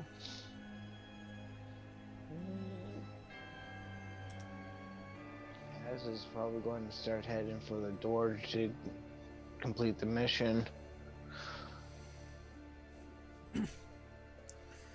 Yeah, we should probably do that. I mean, otherwise we don't get paid. Yes. I must bid my adoring audience goodbye. Mr. Antonio, Yes, child. before you go, can we scratch your ears again? Maybe next time. Okay, This is business time. alright. Well, come see us again soon, okay? Stay in school, children. What school? Yeah, that worries me deeply. Willow's gonna come back out with a grin on her face. Trust me, they're very well homeschooled. They'll learn things from me that they would never learn in any regular school. Trust me, you have no reason to be concerned. I am not one to judge. Considering I'm a sage, I'm probably one of the better people that could teach them, honestly. Oh, that begs the question now for me. Blood moon or no? And then full moon or no? Max, I hate you. I hate you right now, Max. Be thankful I'm not at the table with you right now, because I probably would have stood up, walked around, and smacked you for that one. I'll give you a laugh though, Alfie. You see how Willow can basically beat down Vala? Uh-huh. She's as tall as her father is. So there is another 6-foot tiefling staring at you, No. and you're just like, no. Sit. No, it is neither a blood moon or a full moon. It is actually a new moon tonight. Oh, I was referring to when they were born. No, our twins are safe, thank you. Move along, Max. No, I'm pretty sure I answered that question back in campaign 1. They were safe. Okay. I didn't remember. That's why I was asking.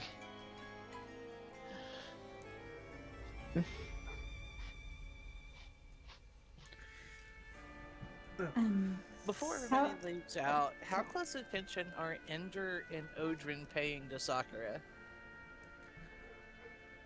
Well, seeing as you're the newest face, and Probably staring right at her.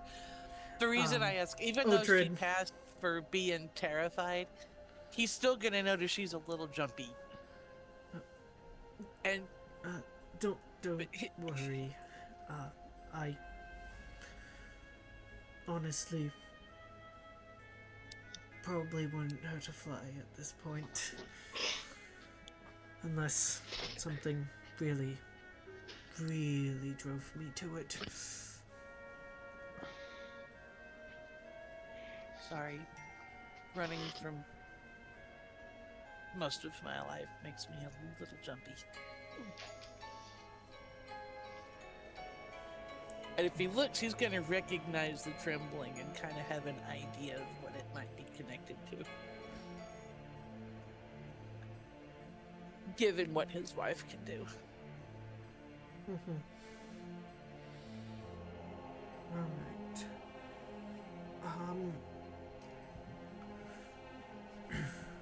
Don't worry. With the Smiling Fox in, you're safe. Thank you. No one, and I mean no one, harms my patrons without my say-so. Appreciate it. And as you can see, people listen when I say so. I noticed. She's not quite meeting his eyes, but she is still at least talking to him.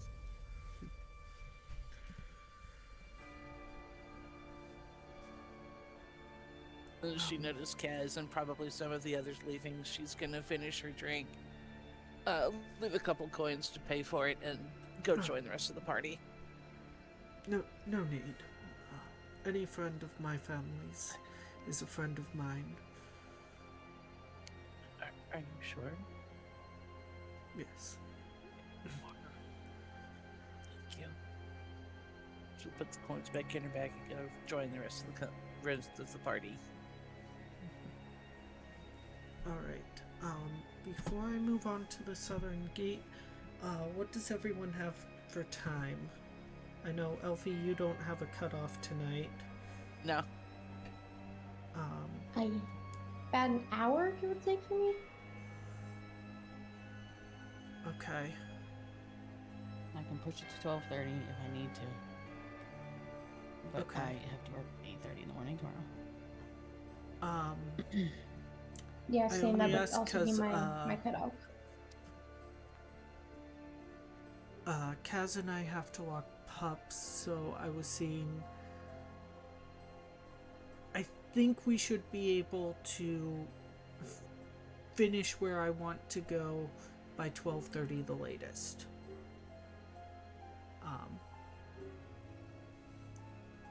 So I will throw us on a quick BRB.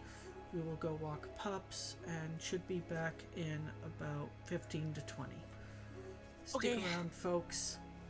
We will be back very soon.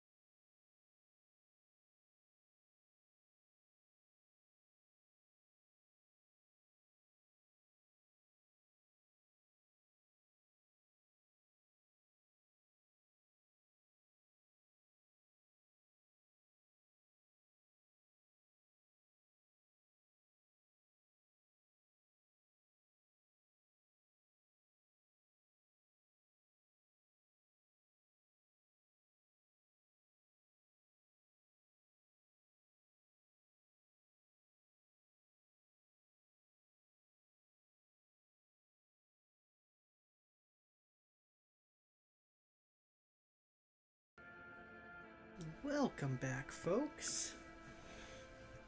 Alrighty, so as the group heads out of the Smiling Fox Tavern and begins to make their way down to the southern gate of Dragonspire City, is there anything you all would like to do before you get to the gate? Speak now or forever hold your peace. I'm good.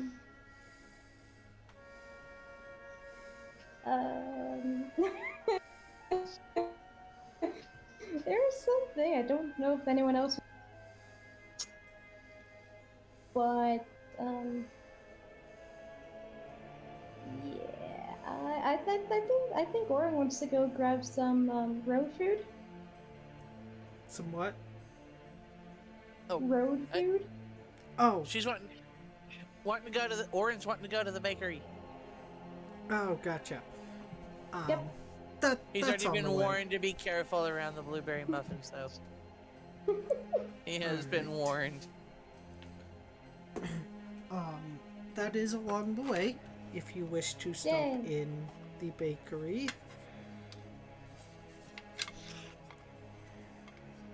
God, it's been a while since I've played him. I hope I remember It's enough. been quite a. Okay. Okay, I think we're good. Go ahead. Yay! Okay, he's gonna kind of start leading everybody towards.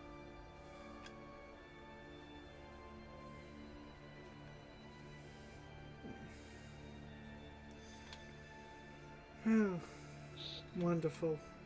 Another bloody detour.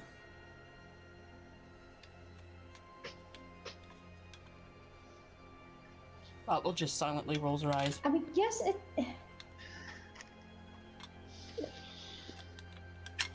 If you guys want food for the trip, this is the time we're getting it. Okay? We're just going to the gate. We're not going on a week-long journey.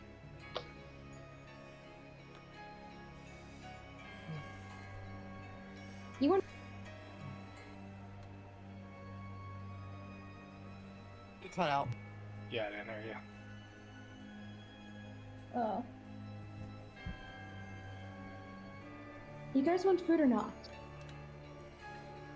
Paid at the tavern, so I'm good. Fine. But let's try to make it quick, alright?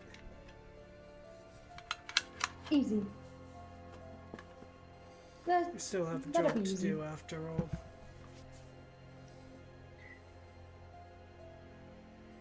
We'll get the job done. Don't worry.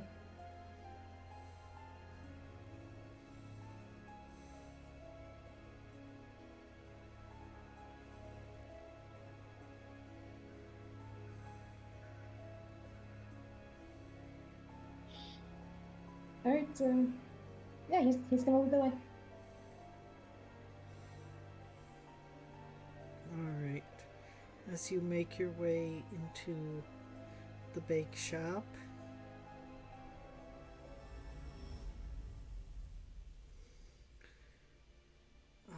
you see I think he was blue? He a was, blue yes. dragonborn. Currently counting muffins. Do you know the Muffin Man? The Muffin The Man? Muffin Man. The Muffin Man. The one that lives on Drewley Lane. Well, she's married to the Muffin Man. The Muffin Man! And man, Not the buttons! Oh no! Not my buttons! not the gumdrop buttons. Sorry, Disney Pixar, we love you guys. That's true words. Well, you knew what I meant. Still, Yeah. we love you guys. Vala's gonna wait out.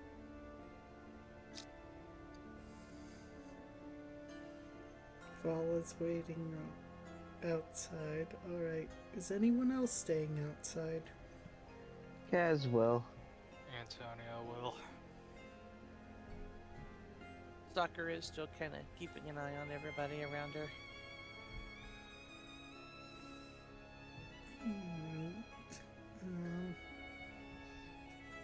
Yeah, I think you're gonna be the only one going in, Orin. That's fine.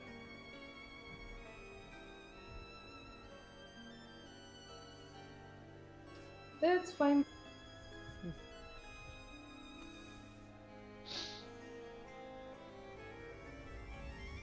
A little bell dings as you open the door, and Avion looks up.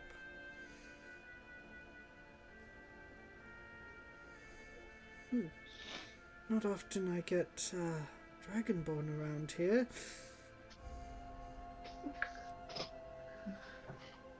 Pleased to meet you.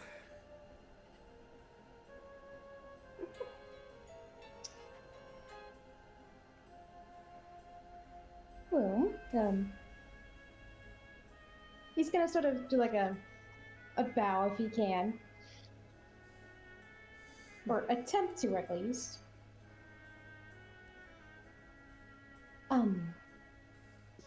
Hello.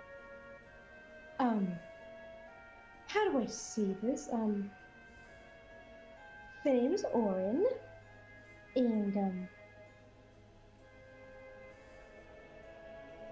I'm your nephew. My nephew? But my nephew's like this high.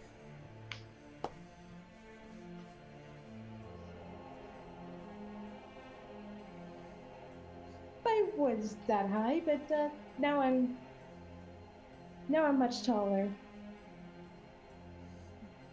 I grew up.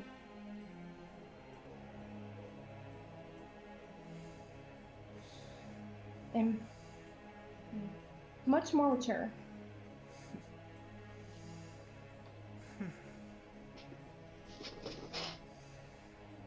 Has it really been that long? It certainly has, and I'm with a group of, well, adventurers, so I guess, or friends, or acquaintances, I don't really know yet. They're acquaintances for now.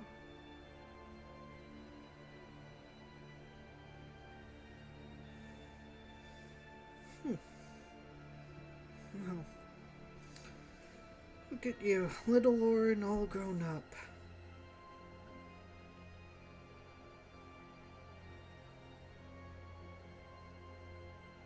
Yeah, there's,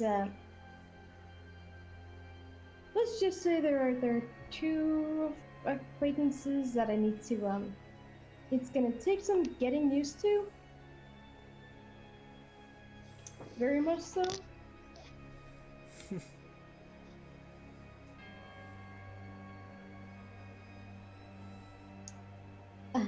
Because, let's just say,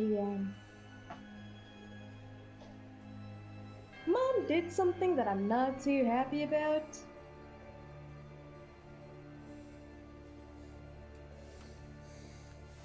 So, yeah, not really happy with her at the moment.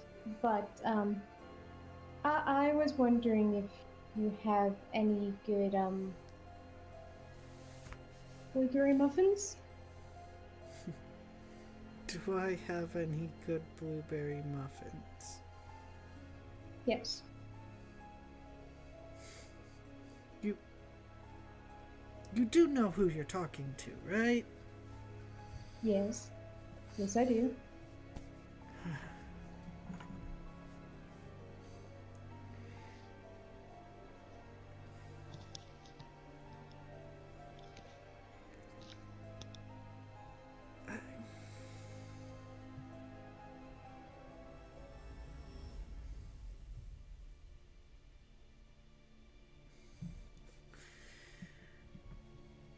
You sure about that? 'Cause, I always have good blueberry muffins. One moment.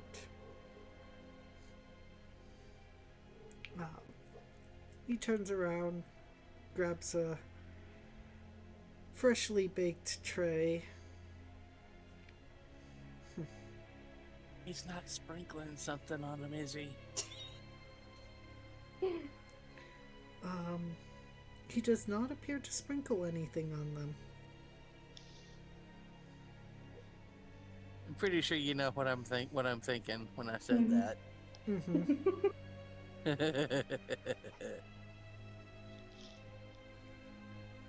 That is not how Alistair ended up with a wife.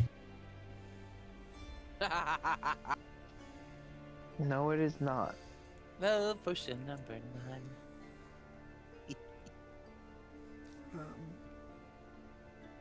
But yeah.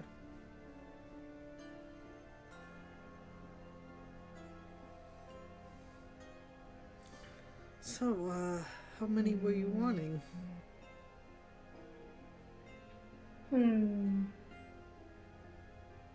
Let's see. How about... Well, how much are they is the question.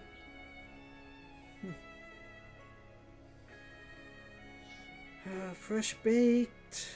Should last you a while. We'll call them a gold apiece.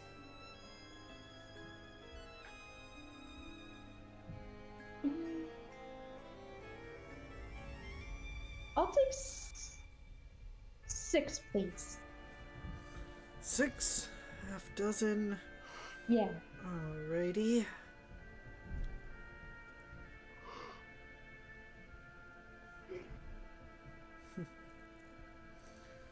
I know some of them might want some, the rest probably not. The rest myself.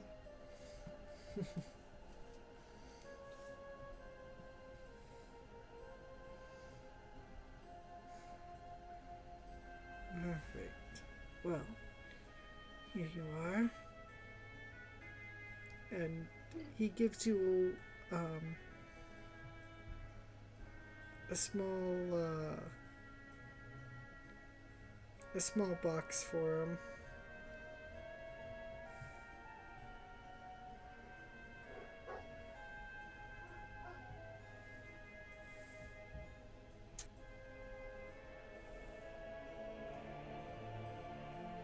Thank you very much.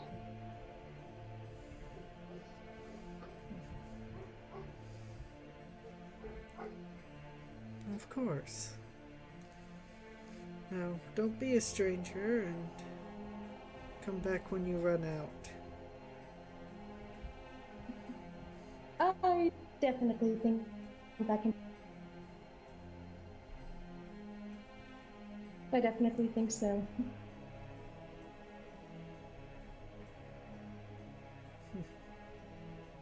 But it was nice to see you. Nice to see you as well. Till next time, Uncle.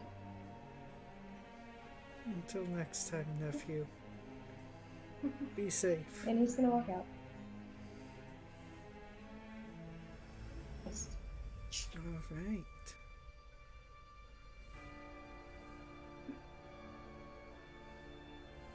So, you now have muffins. Woohoo! And without... Muffin dance. Happy muffin dance. Woo, woo. We're heading to the gate with a happy muffin dance. Sorry, I digress. further My ado, apologies, sir. You all arrive at the southern gate. The guards see you. The guards stationed at the wall see you coming. Halt! By order of the crown, no one's to pass through the southern gate. I'm afraid you're going to have to go to either the north or the east.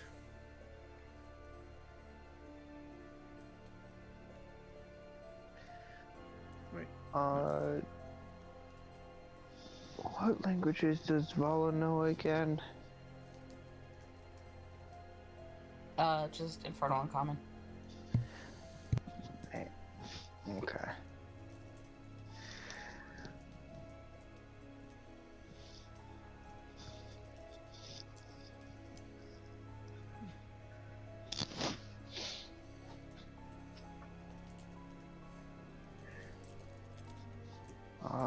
In Infernal, Kaz is going to ask Vala, me or you?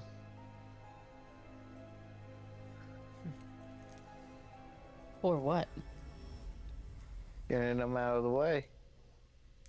Neither. I'll do it. Whatever, Slick. I'm going to assume that's Jaden that just said that. Yes. Yeah, I was afraid of that. Look, I know you all have a job to do, but so do we. We're here under orders of the Crown and Ezra Constantine to clear out your little problem at this gate. So if you would be so kind as to fuck off and let us do what we were asked.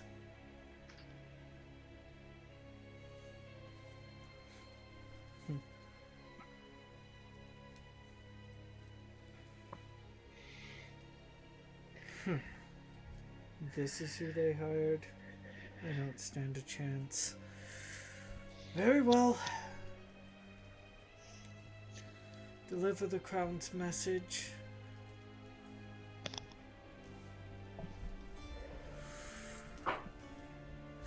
If you think you can manage it, that is.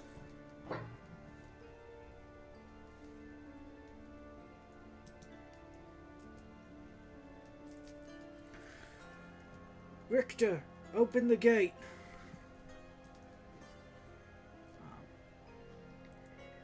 And the gate is opened and the drawbridge lowered.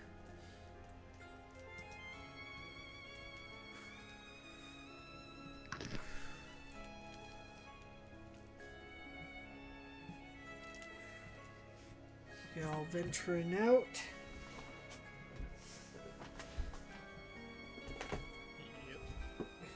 Mm-hmm. Alrighty. So.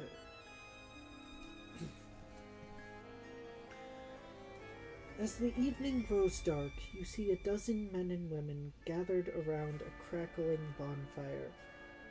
The folk are in good spirits. A few of them sing and dance around the fire, while others find happiness in their flasks and wineskins.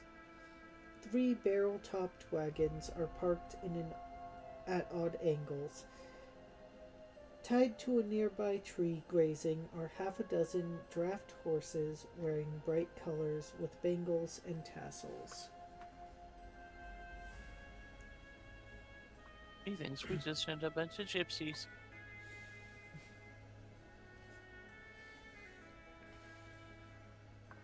Sorry, that was out of character. That was just me thinking aloud.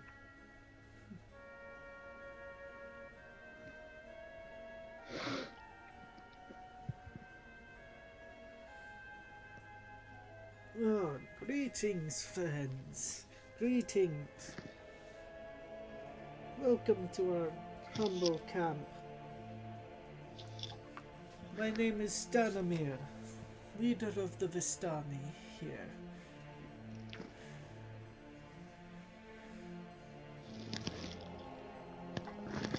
Come, join us. Have some revelry. Unfortunately, we are not here to engage in revelry.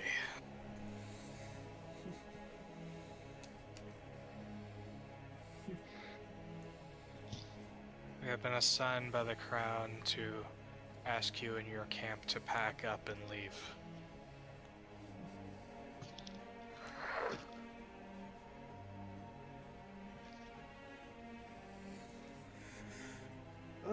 Do not worry. We have no wish to make enemies of the Lord of Dragonspire. But I have a story to tell you. First you listen, then we go at first light.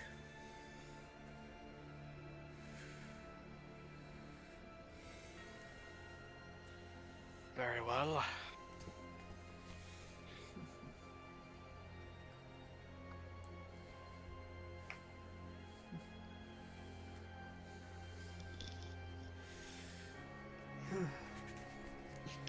Fine. If it gets the job done, I'll listen to a story.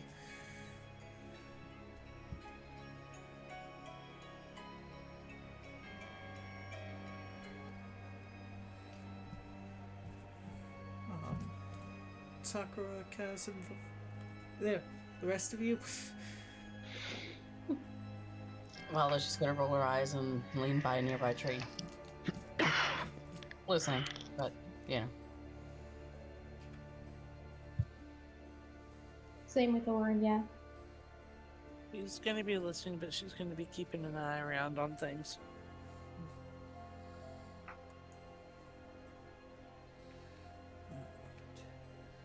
Stanimir fills his mouth with wine, then spits into the fire. The flames turn from orange to green.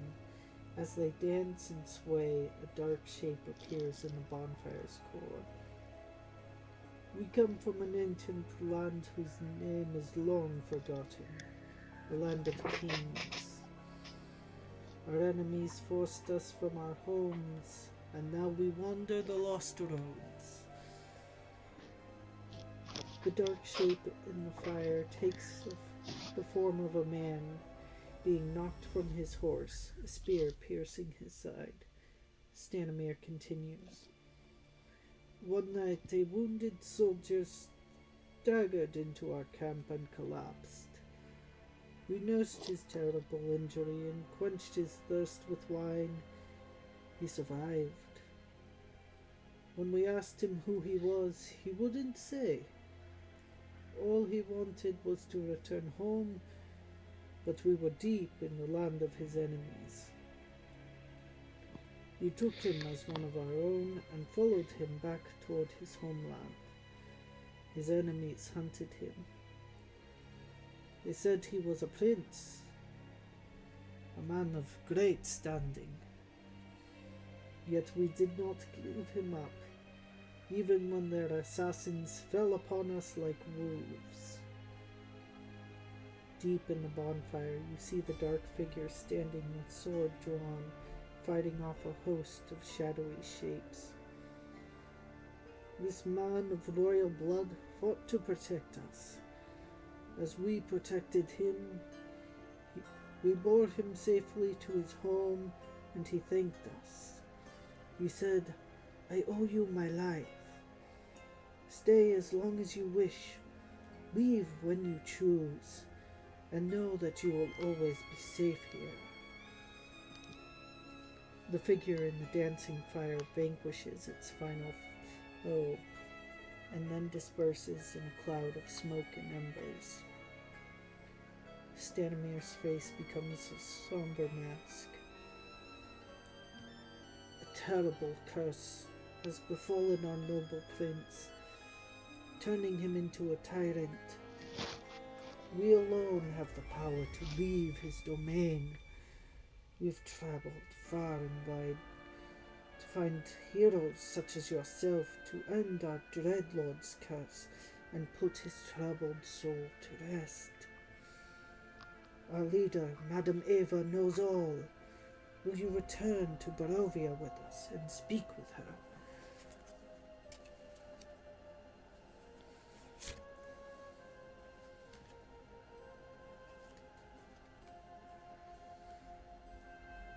Speak with who, madam? What?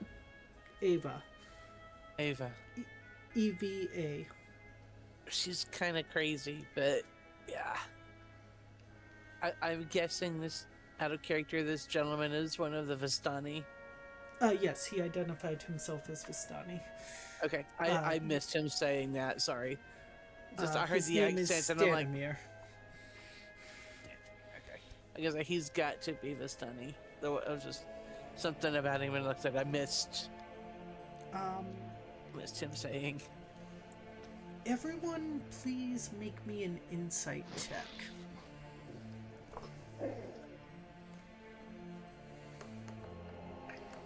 That's unfortunate. That's a 2 for me. 10. That's a 19 for Sakura.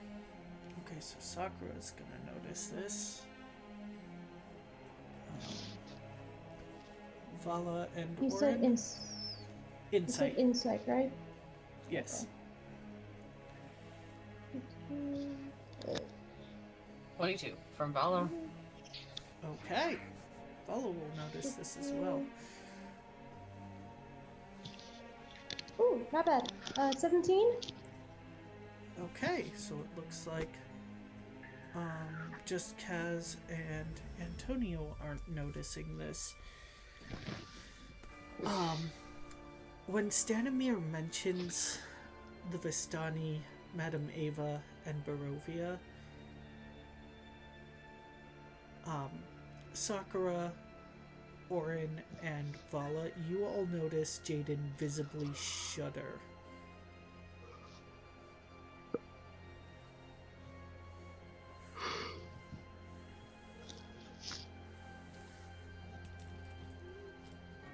Jaden, are you okay? It's nothing. Sure, I'll be fine. Right, What's the and I matter? always shudder like that when it's nothing. What are you not telling us? It's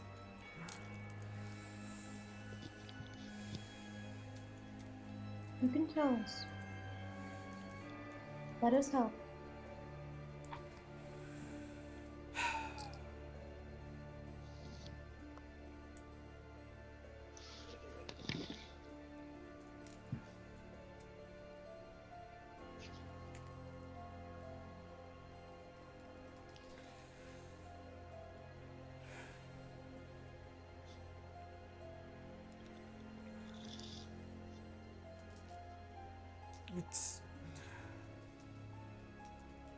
it's complicated. That's practically my middle name. What's going on?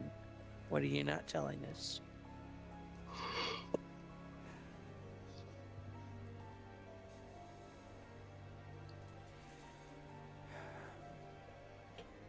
Menagerie is not my first home.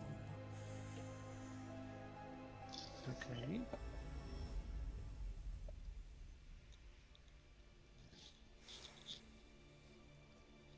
I'm originally from Barovia.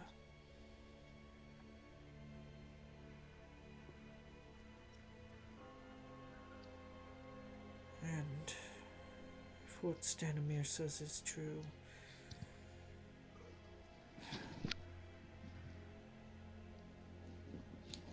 then it seems it suffered no better fate than Menagerie.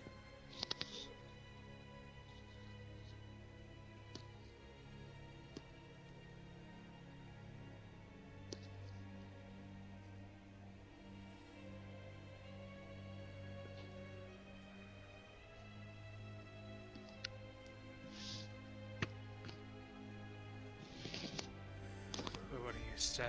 This curse that turned their prince into a tyrant is also what's happened in Menagerie right now?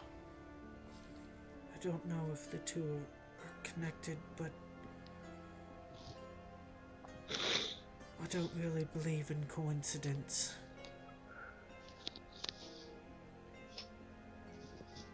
Lockhарт's gonna turn and meet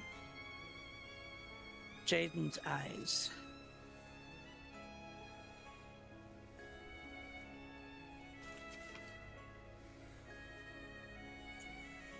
Might take him a little bit off guard because her eyes are dual colored. They are blue and silver.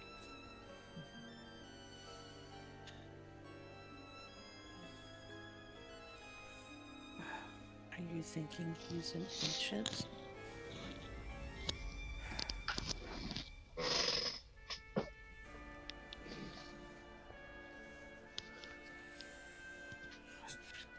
don't know. I don't know what's going on. But my gut's telling me that this is wrong. Everything about this is wrong. This wasn't how this was supposed to happen.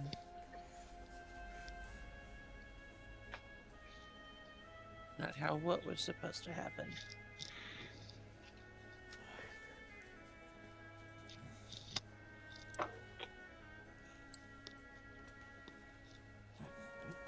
It's nothing, I'm sure. Stop lying to me. I can't help you if you don't tell me the truth. And if he's looking her directly in the eyes, he's gonna see what looks like lightning flashing in his eyes, which is gonna be something most people won't get the chance to see, but he'll notice what looks like lightning flashing in her eyes. What are you not telling me?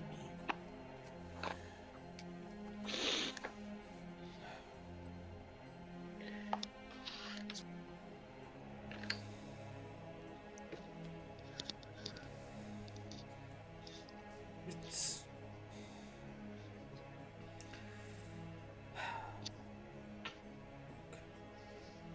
Right now, I can't tell you everything. Shocking. All I'm asking is that you be honest with me. I'm not saying to tell me everything. But if you expect us to trust you and to be able to work together, you've got to be honest.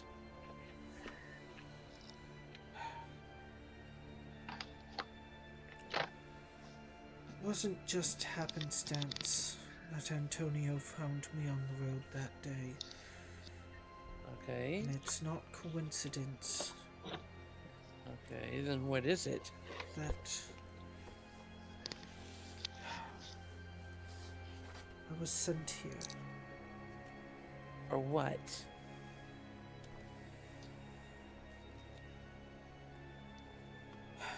to fix something.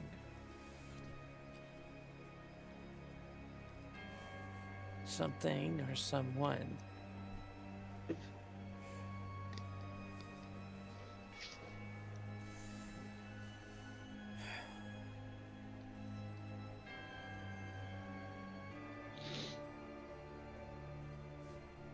There is a force at work here in the mortal world that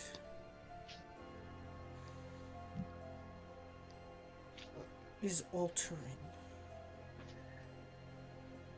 people and creatures on a scale no one has ever seen before.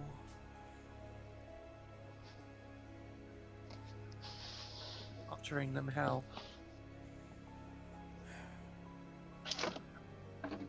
I can't remember. All I know is it was my mission to find them and fix things. Find who? Whoever's behind all this.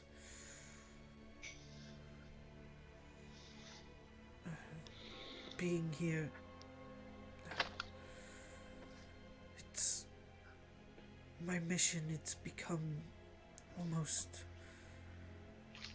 like a dream you can't quite forget but can't quite remember either. The details are hazy at best.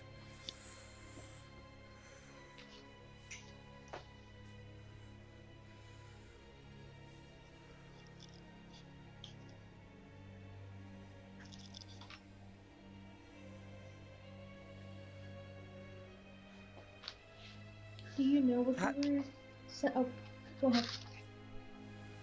Call is Jaden. Jaden is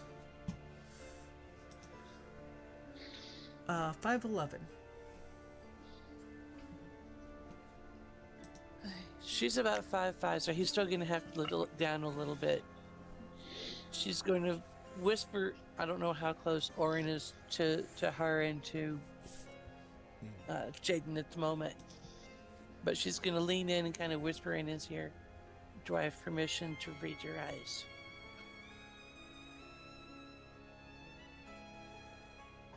Just...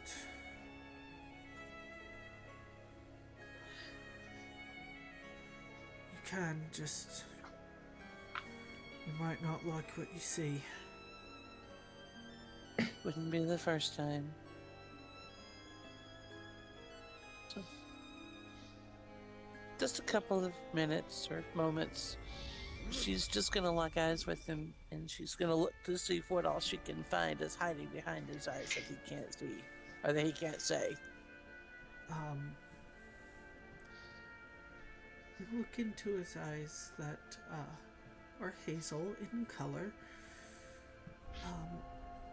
And as you gaze deeper, you see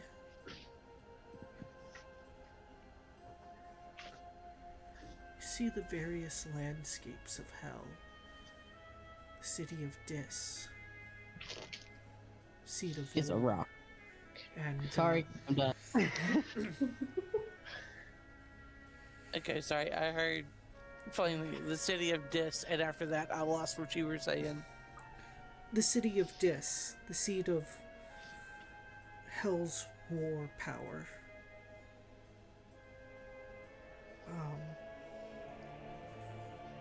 Please, I gotta pull up the thing. I know, I'm making it complicated. Sorry.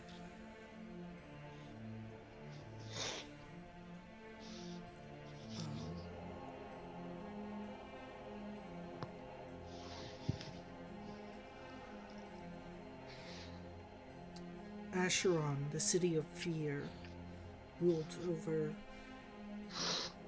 formerly by Asmodeus, now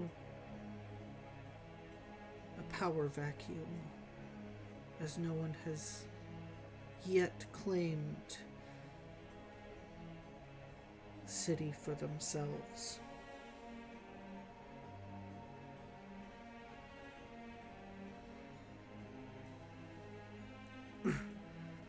Styx, the city of lies, ruled over by Moloch.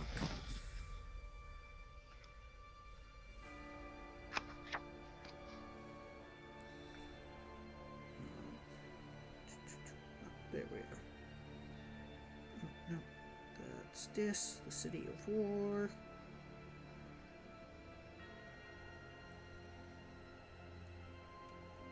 Narca, the city of blood. And before you can get any further than that, you see a wall. As though whatever lies within that portion of hell in Jaden's memory has been locked away.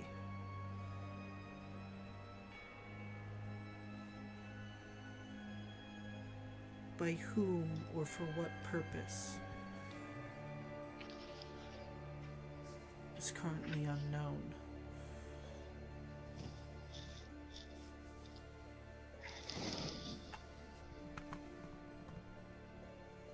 What languages does Jaden speak? Common, Draconic, Dwarvish, Elvish, and Infernal. Crap, the only one I have in common is common. Darn it.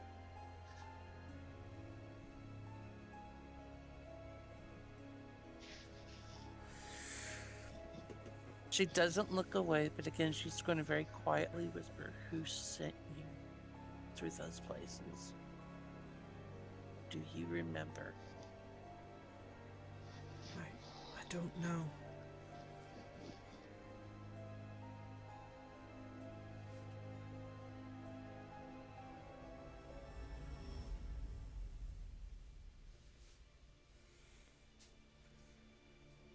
can't see their face. Do you remember anything about a voice you may have heard?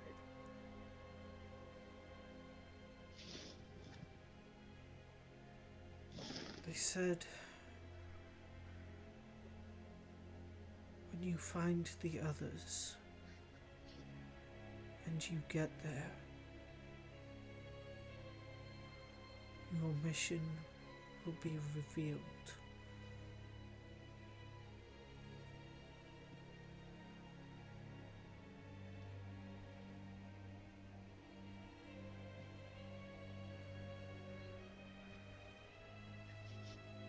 He's gonna step back a step or two, probably heading closer back to Orin. The only other thing I remember is in the house, your loyalty will be questioned. You must make a choice what master you serve.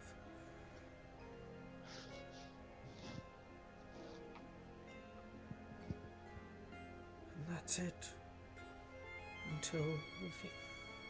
Until the day I met Antonio.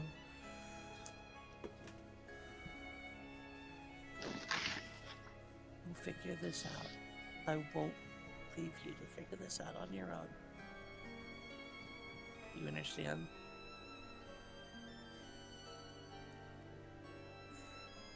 I trust all of you. Right.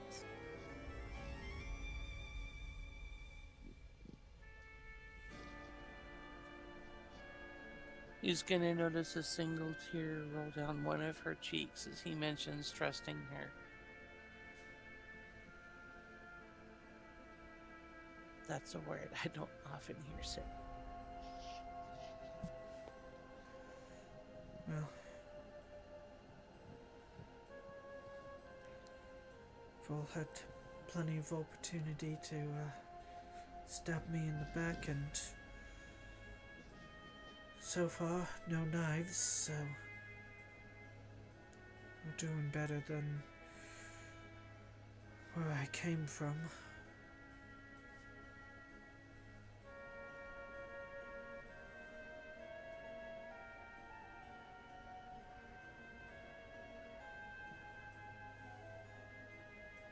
Find a way to figure this out. Like I said, I will not leave you to find this out alone.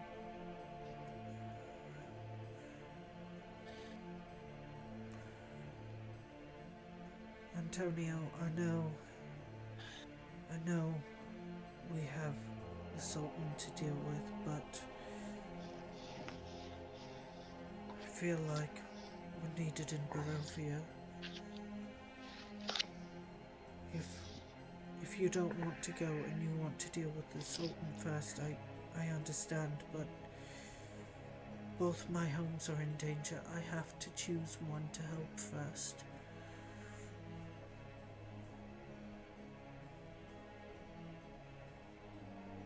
What you say is true, then there may be information in Barovia. Breaking character, Barovia that could prove useful to taking down the Sultan. So, for now, I will continue to follow.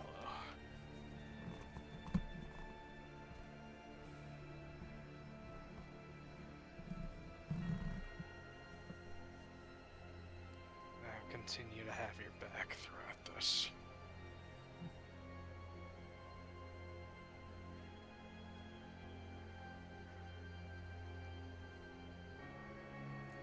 Thank you.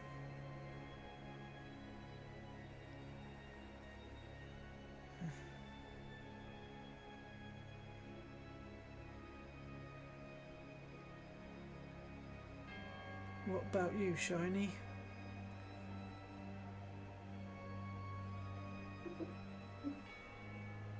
I'm assuming he's talking to Orin at that point. Mm-hmm. Yes. Shiny, I love it. We're going from squishy to shiny.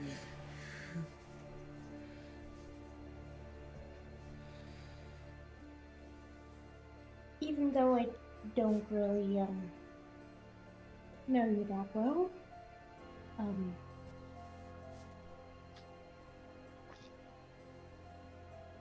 I think we can, I don't know, become a not mere acquaintances, but more friends, and I don't know, maybe become a good family kind of. And I will do my very best to protect each and every one of you.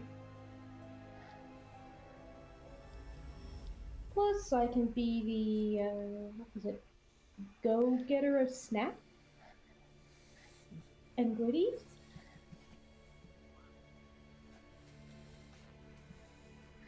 If we, if you guys want, I have muffins.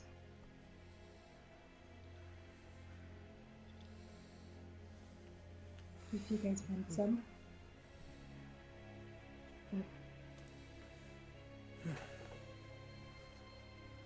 I also say we mainly focus on one mission at a time, because if we do multiple at once, we would probably overwhelm ourselves, and I don't think we really want that.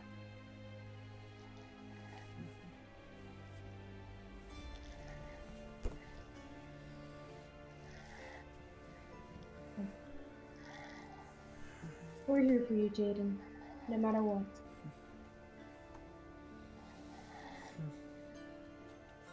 We all stick together. I think your brother fell asleep. Probably. That's what it sounded like. What about you, Princess?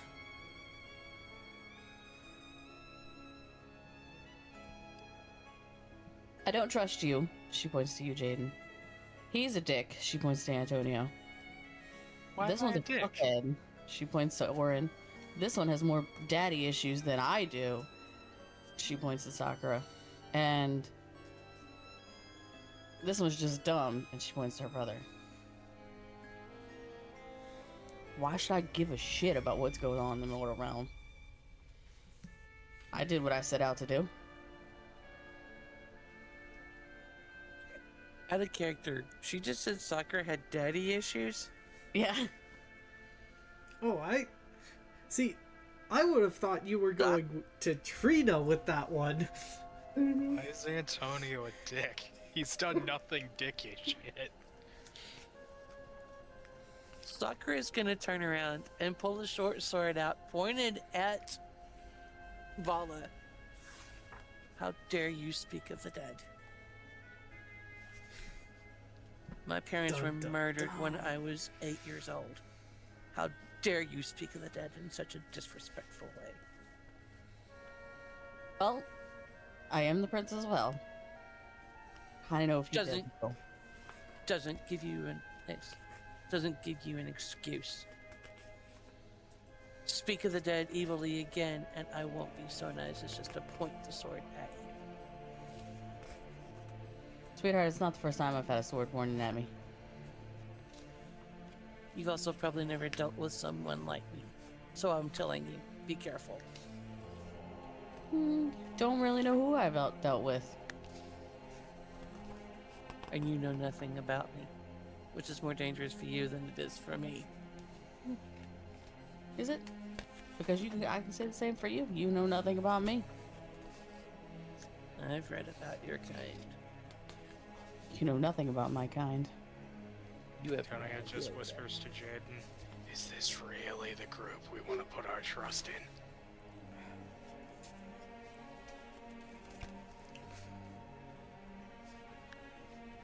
Look, if you don't want to help us, that's fine.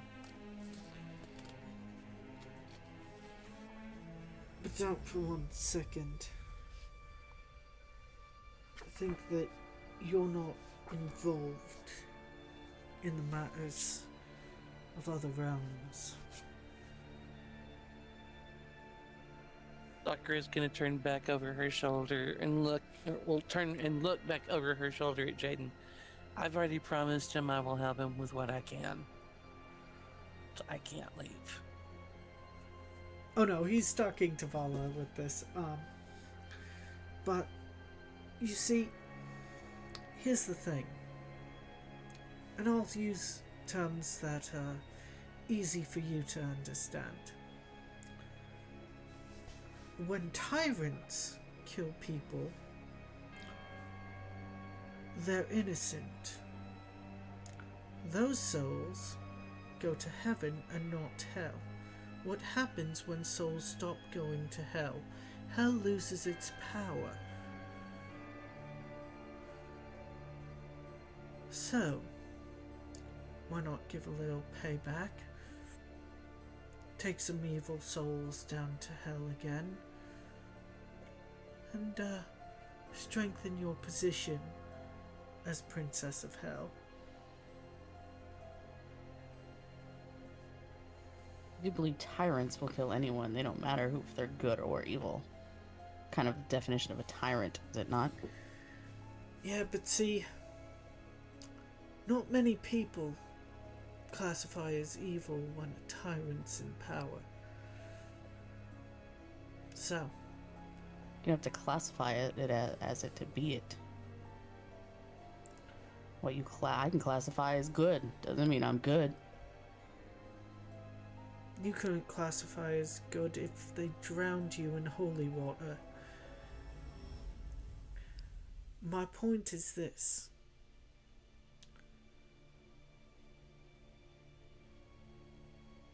Good people are going to die by the thousands, whereas evil people might be a dozen. So, I say again, would you rather do something about that and get some evil souls along the way, or do nothing and let hell's strength dwindle down to nothing?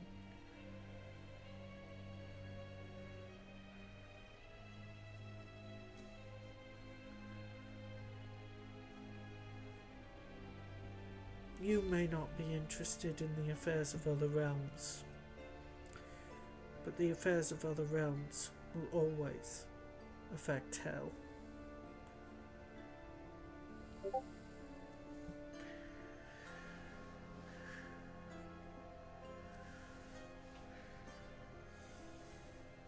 Maybe. But clearly we have our own shit going on down there.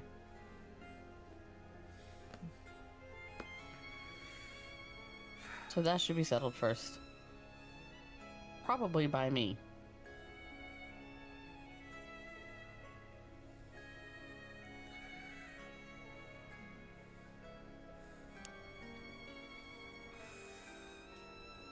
Case in point, you're here. Being from whatever order that you're from. We probably should deal with that first. Well, like I told you, I don't give a shit that you're the princess. I have no care as to who the current ruler of hell is. And yet you've aligned yourself with someone that does. No, I've aligned myself with someone that wants to make sure that no single overlord gets too big for his britches and destroys hell trying to take it over.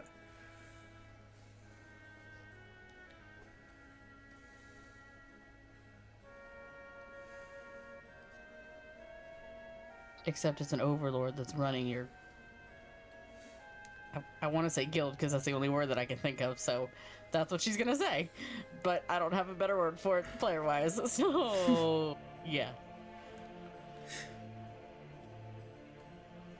You know, for someone who calls herself the Princess of Hell, you sure do know nothing about the internal politics. The Order of Desolation has never been run by a single overlord. That's entirely the point.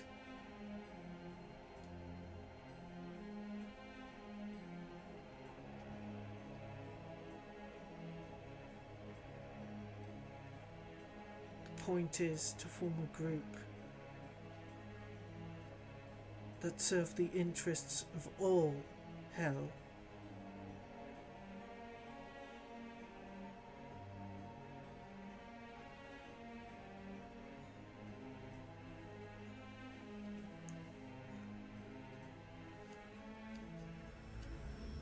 So you keep thinking you know everything, but in reality, you still have a lot to learn before you're ready to rule anything.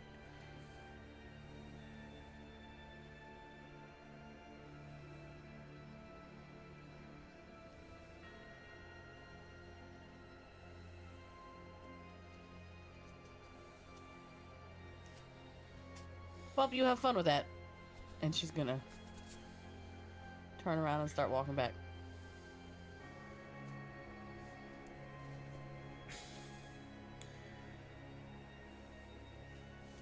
Alright.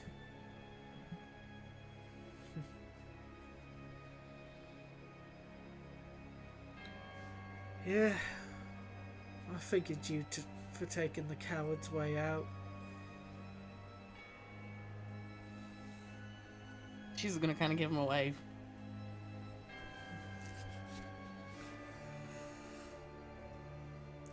Alright.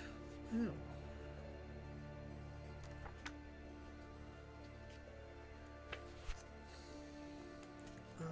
Is anyone else saying anything to Vala?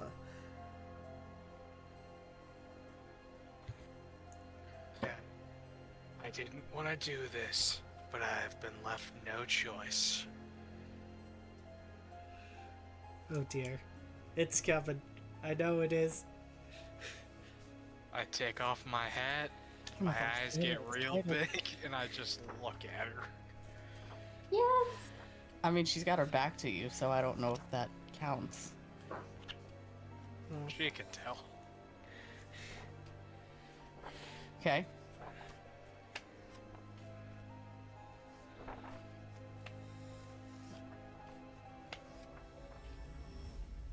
I'm confused. I guess she stops, or she's supposed to stop.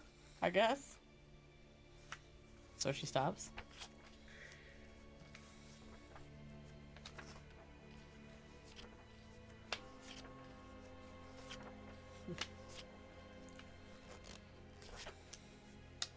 Well, that didn't work.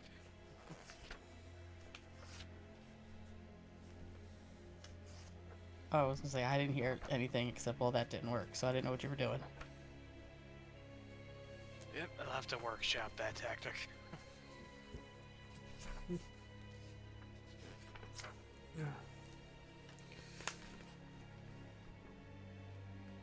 I didn't know what the tactic was. I couldn't hear it. Oh no, that was the tactic. Was That was the tactic. him giving the Puss in Boots Boots eyes. Oh, got it. Okay. Now we're on the same page. I went intimidation. That's what I went. I didn't go cute. And like the hat with the sword, kind of, I didn't go there. I went intimidation. Holding it Or- in my hands. Or like some kind of spell or something, or you know. That's what I was waiting for. I was like, yeah, what do you need from me? That's it.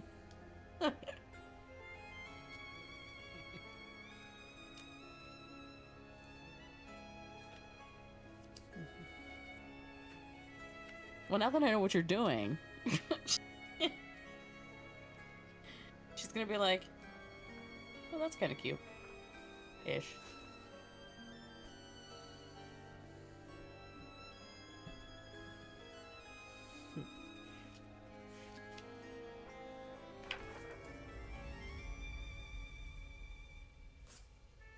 But I'll see y'all in the morning. because they're not leaving till first light anyway, so y'all probably won't be leaving to first light anyway. So, see you in the morning.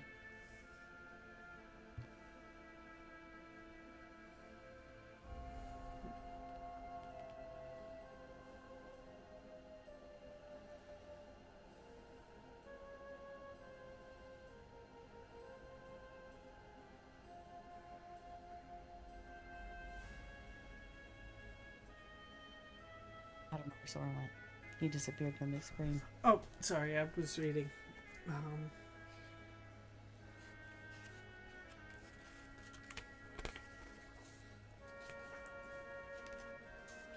Alrighty. So, I assume everyone headed back to the Smiling Fox Tavern for the night and then leaving at first light in the morning? For those who are setting out with the Vistani? Pretty much. Alrighty. I'm just gonna get that done. And then call it a night.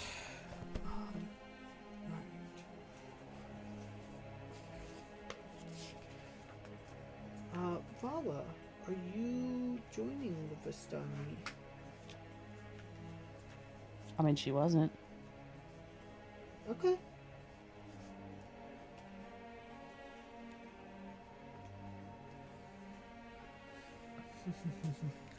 That's what you think.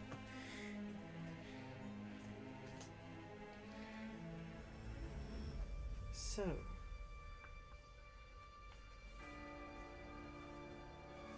for those who set out with the Vistani,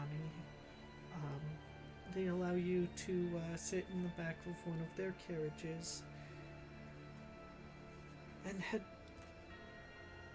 and begin on the road south before heading west.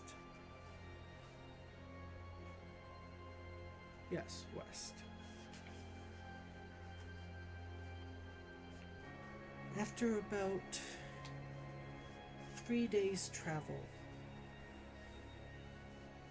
a heavy mist begins to surround the caravan.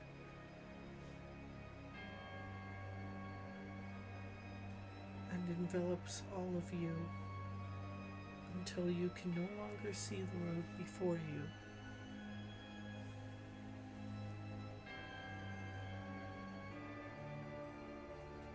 But the caravan keeps going.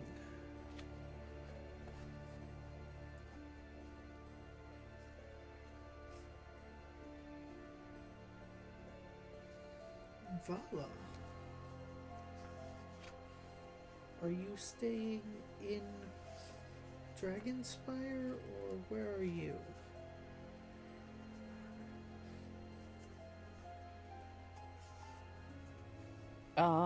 Vala would probably, against her better judgment and against players' better judgment, but it's the only way she knows how to get home, which is her plan, would head back to Castle Constantine. Great.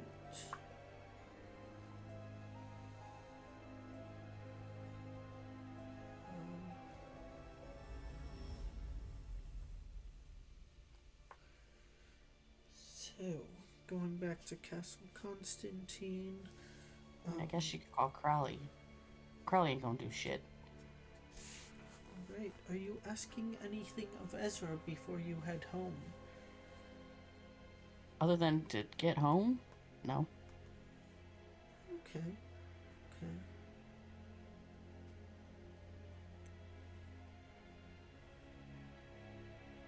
As you head home,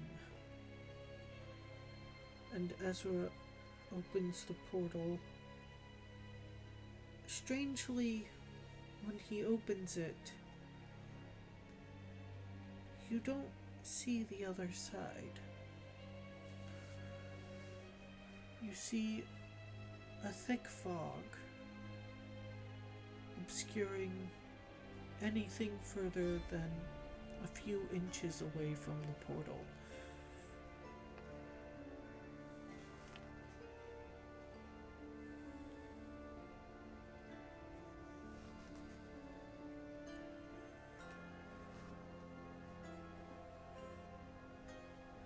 That's kind of going to make her question things because as last she knew, hell wasn't foggy.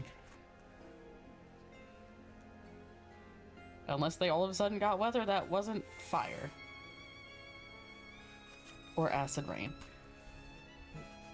I'm sure I did that right. I mean, I can close it and try again, but I don't know what happened. Maybe something really unrealistic happened and hell froze over. So All the Ezra, steam from hell frozen over. Ezra closes the portal and does the ritual again, the exact same. And once again, the other side of the portal is surrounded by a dense fog.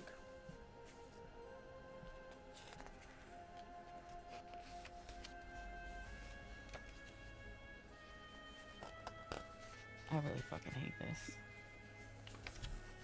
Life really threw me in a party where I don't trust anyone in this party. Really. Because she kind of says out loud to, like, herself, but obviously Ezra is right there, so, you know, she hears it. I mean, I can try a third time, but odds are it's not going to be any different than the first two. So why is your magic sending me there and not where I want to go?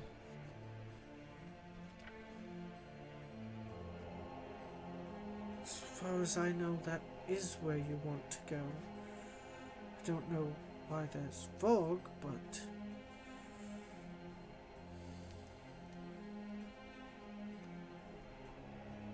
as far as I can tell, that's supposed to lead to hell.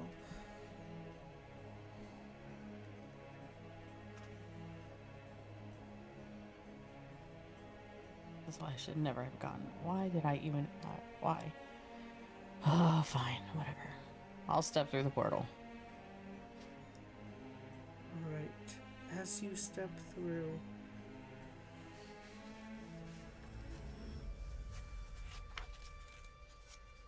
the fog begins to clear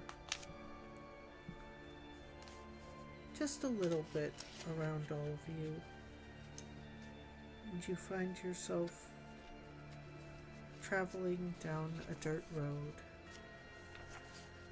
in very old woods.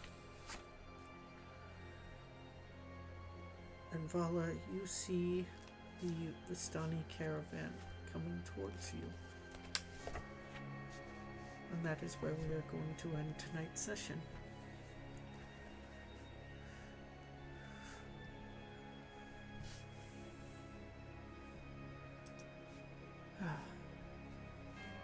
Thank you all for joining us tonight. I had an absolute blast. I hope you all had fun as we settle into this intrigue and mystery. And welcome to Barovia. The Puss in Boots eyes will return. Well, now that I know that what you're doing, I want intimidation. If there's gonna be a random guard somewhere it's gonna work on.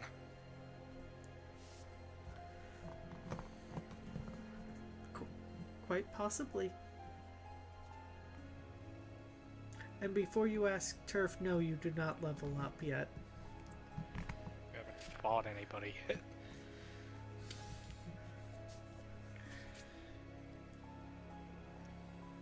Yeah, I was going intimidation, some roll. I was thinking of the spells that you could use. That's where I was going. I was like, all right, what's he doing? Like he's got. I was like, fuck.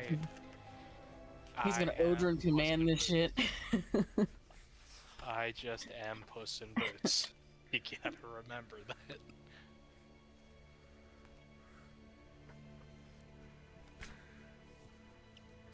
Yeah.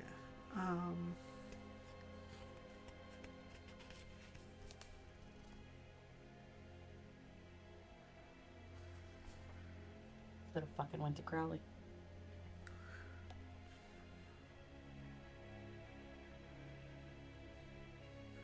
Yeah.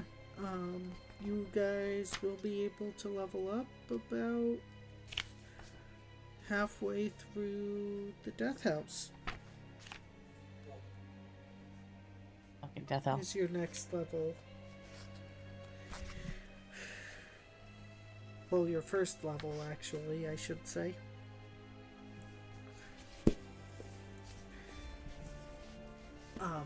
So Death House. we will. I hate that it's in this campaign. I hate that I know what it is. Oh, don't worry. It's only half as murdery as it is in Vecna. Really? Because it's a bitch in Vecna. Oh, it's a bitch in this too. But it is Anyway, spoilers. scaled for down. Vecna. Spoilers for Vecna. Speaking of Vecna, we will return in 1 week for our next Vecna session. Curse of Constantine will be returning in 2 weeks. We'll be in Vecna on my birthday then. Okay. Yeah. Okay. Oh, excuse me. Oh. I may sprinkle in some game streams between now and then, but I haven't decided yet. Unless As you'd always. rather be in Chris Constantine for your birthday, and then we can make that happen too. It can. That's up to fine. you. That's fine. I'm just making sure what week we were in. But yeah, it's fine. Okay. I'm willing to change if Sora's willing to change, and I'm sure Sora would be willing to change if you fine. wanted to. Yeah. That's fine. As always, thank you to our viewers who tuned in tonight or watched the VOD later. We love you, we appreciate you. Have a wonderful evening, and we will see you all in the next one. Bye.